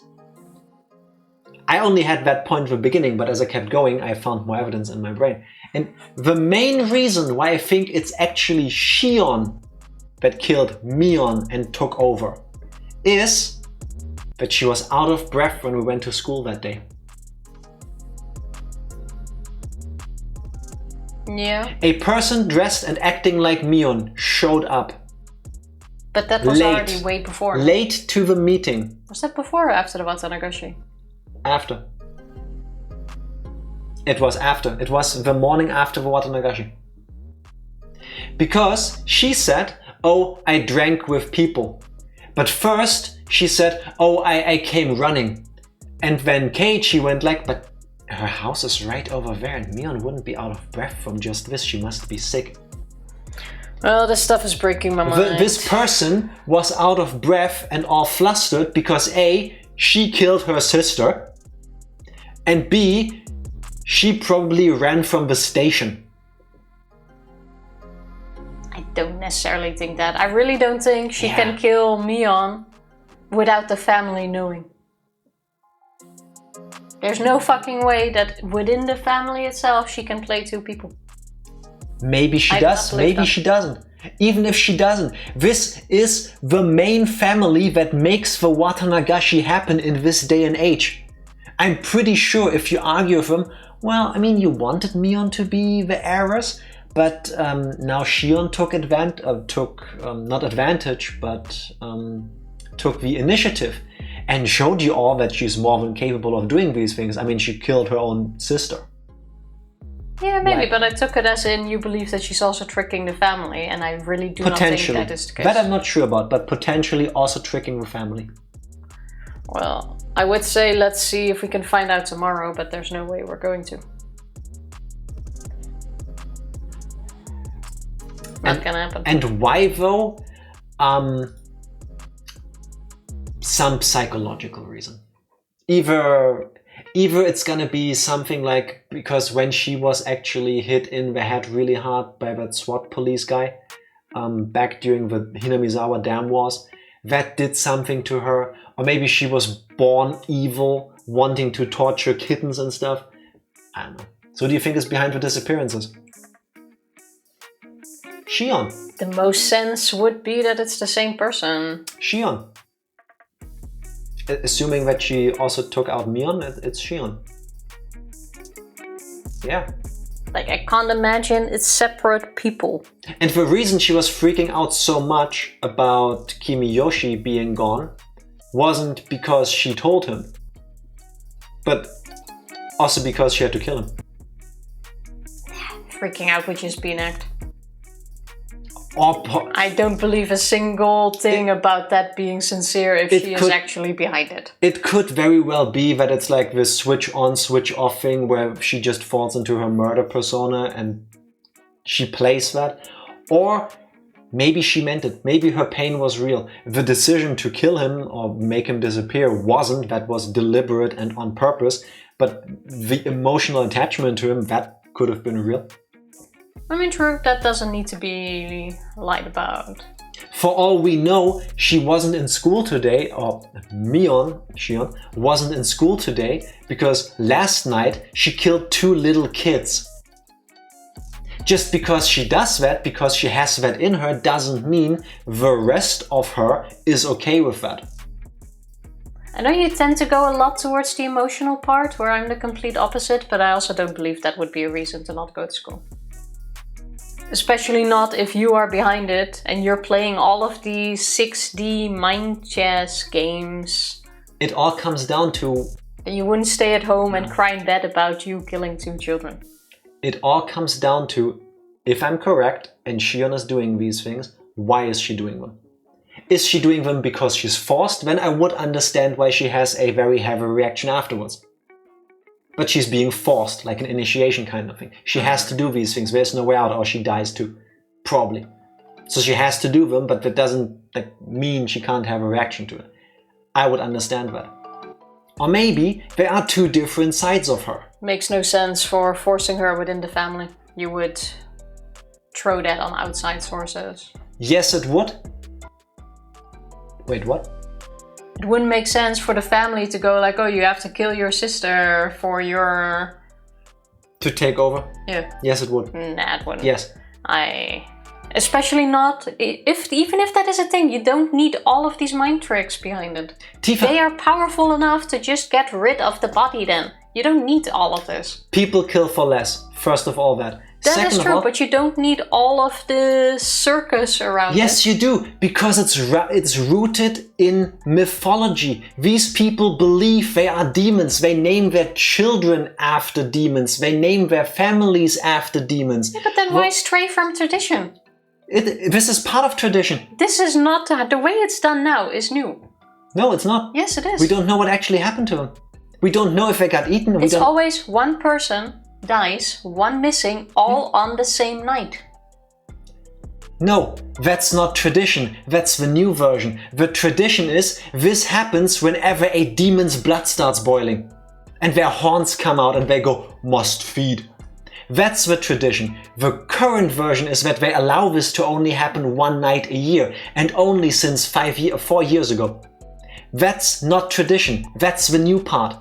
I know what you mean, but that's the new part. Versus the last 4 years and what's happening now, there's over 5,000 years of them not doing that. Yeah, but if you now go for the whole, oh, you have to kill your sister and we need to make this a part of it and not seem suspicious, you wouldn't stray from the path that you've already set up for the past 5 years.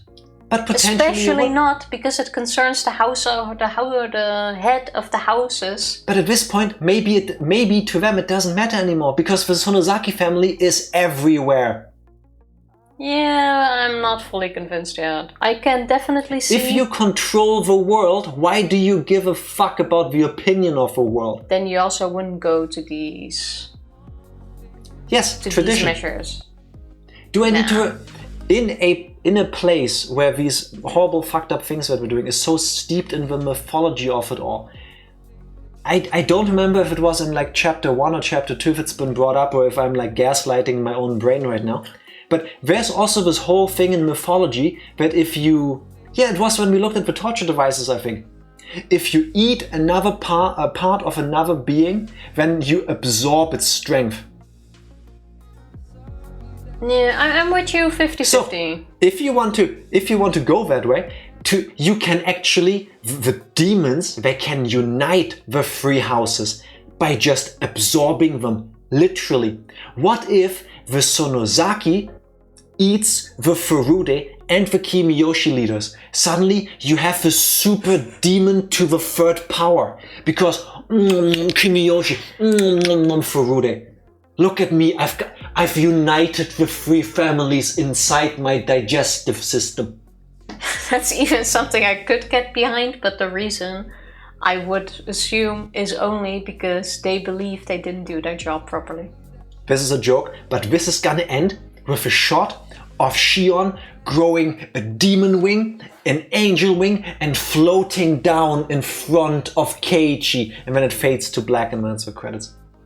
Why an angel wing? I don't know, balance, I don't know. We can go for it. Maybe that will even still happen somehow. JRPG boss ending, exactly. Who knows? Growing up in a tradition makes things with people. Yes, it can do things to you. Tifa is trying to make me grow into the tradition that she needs sleep. I know, right? How weird. Honestly, it's disgusting to me, but what can you do if there is such a weak person living with you? Tradition does things to people. Shitty tradition, isn't it? Time to swap that.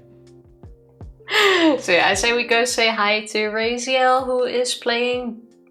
Oh, I was gonna say Borderlands. A randomizer run of Resident Evil 3. BioRand is the exact name. That's the system to use. It's I've watched him do a couple of those, and it can be quite funny if suddenly enemies get replaced by playable characters and stuff like that.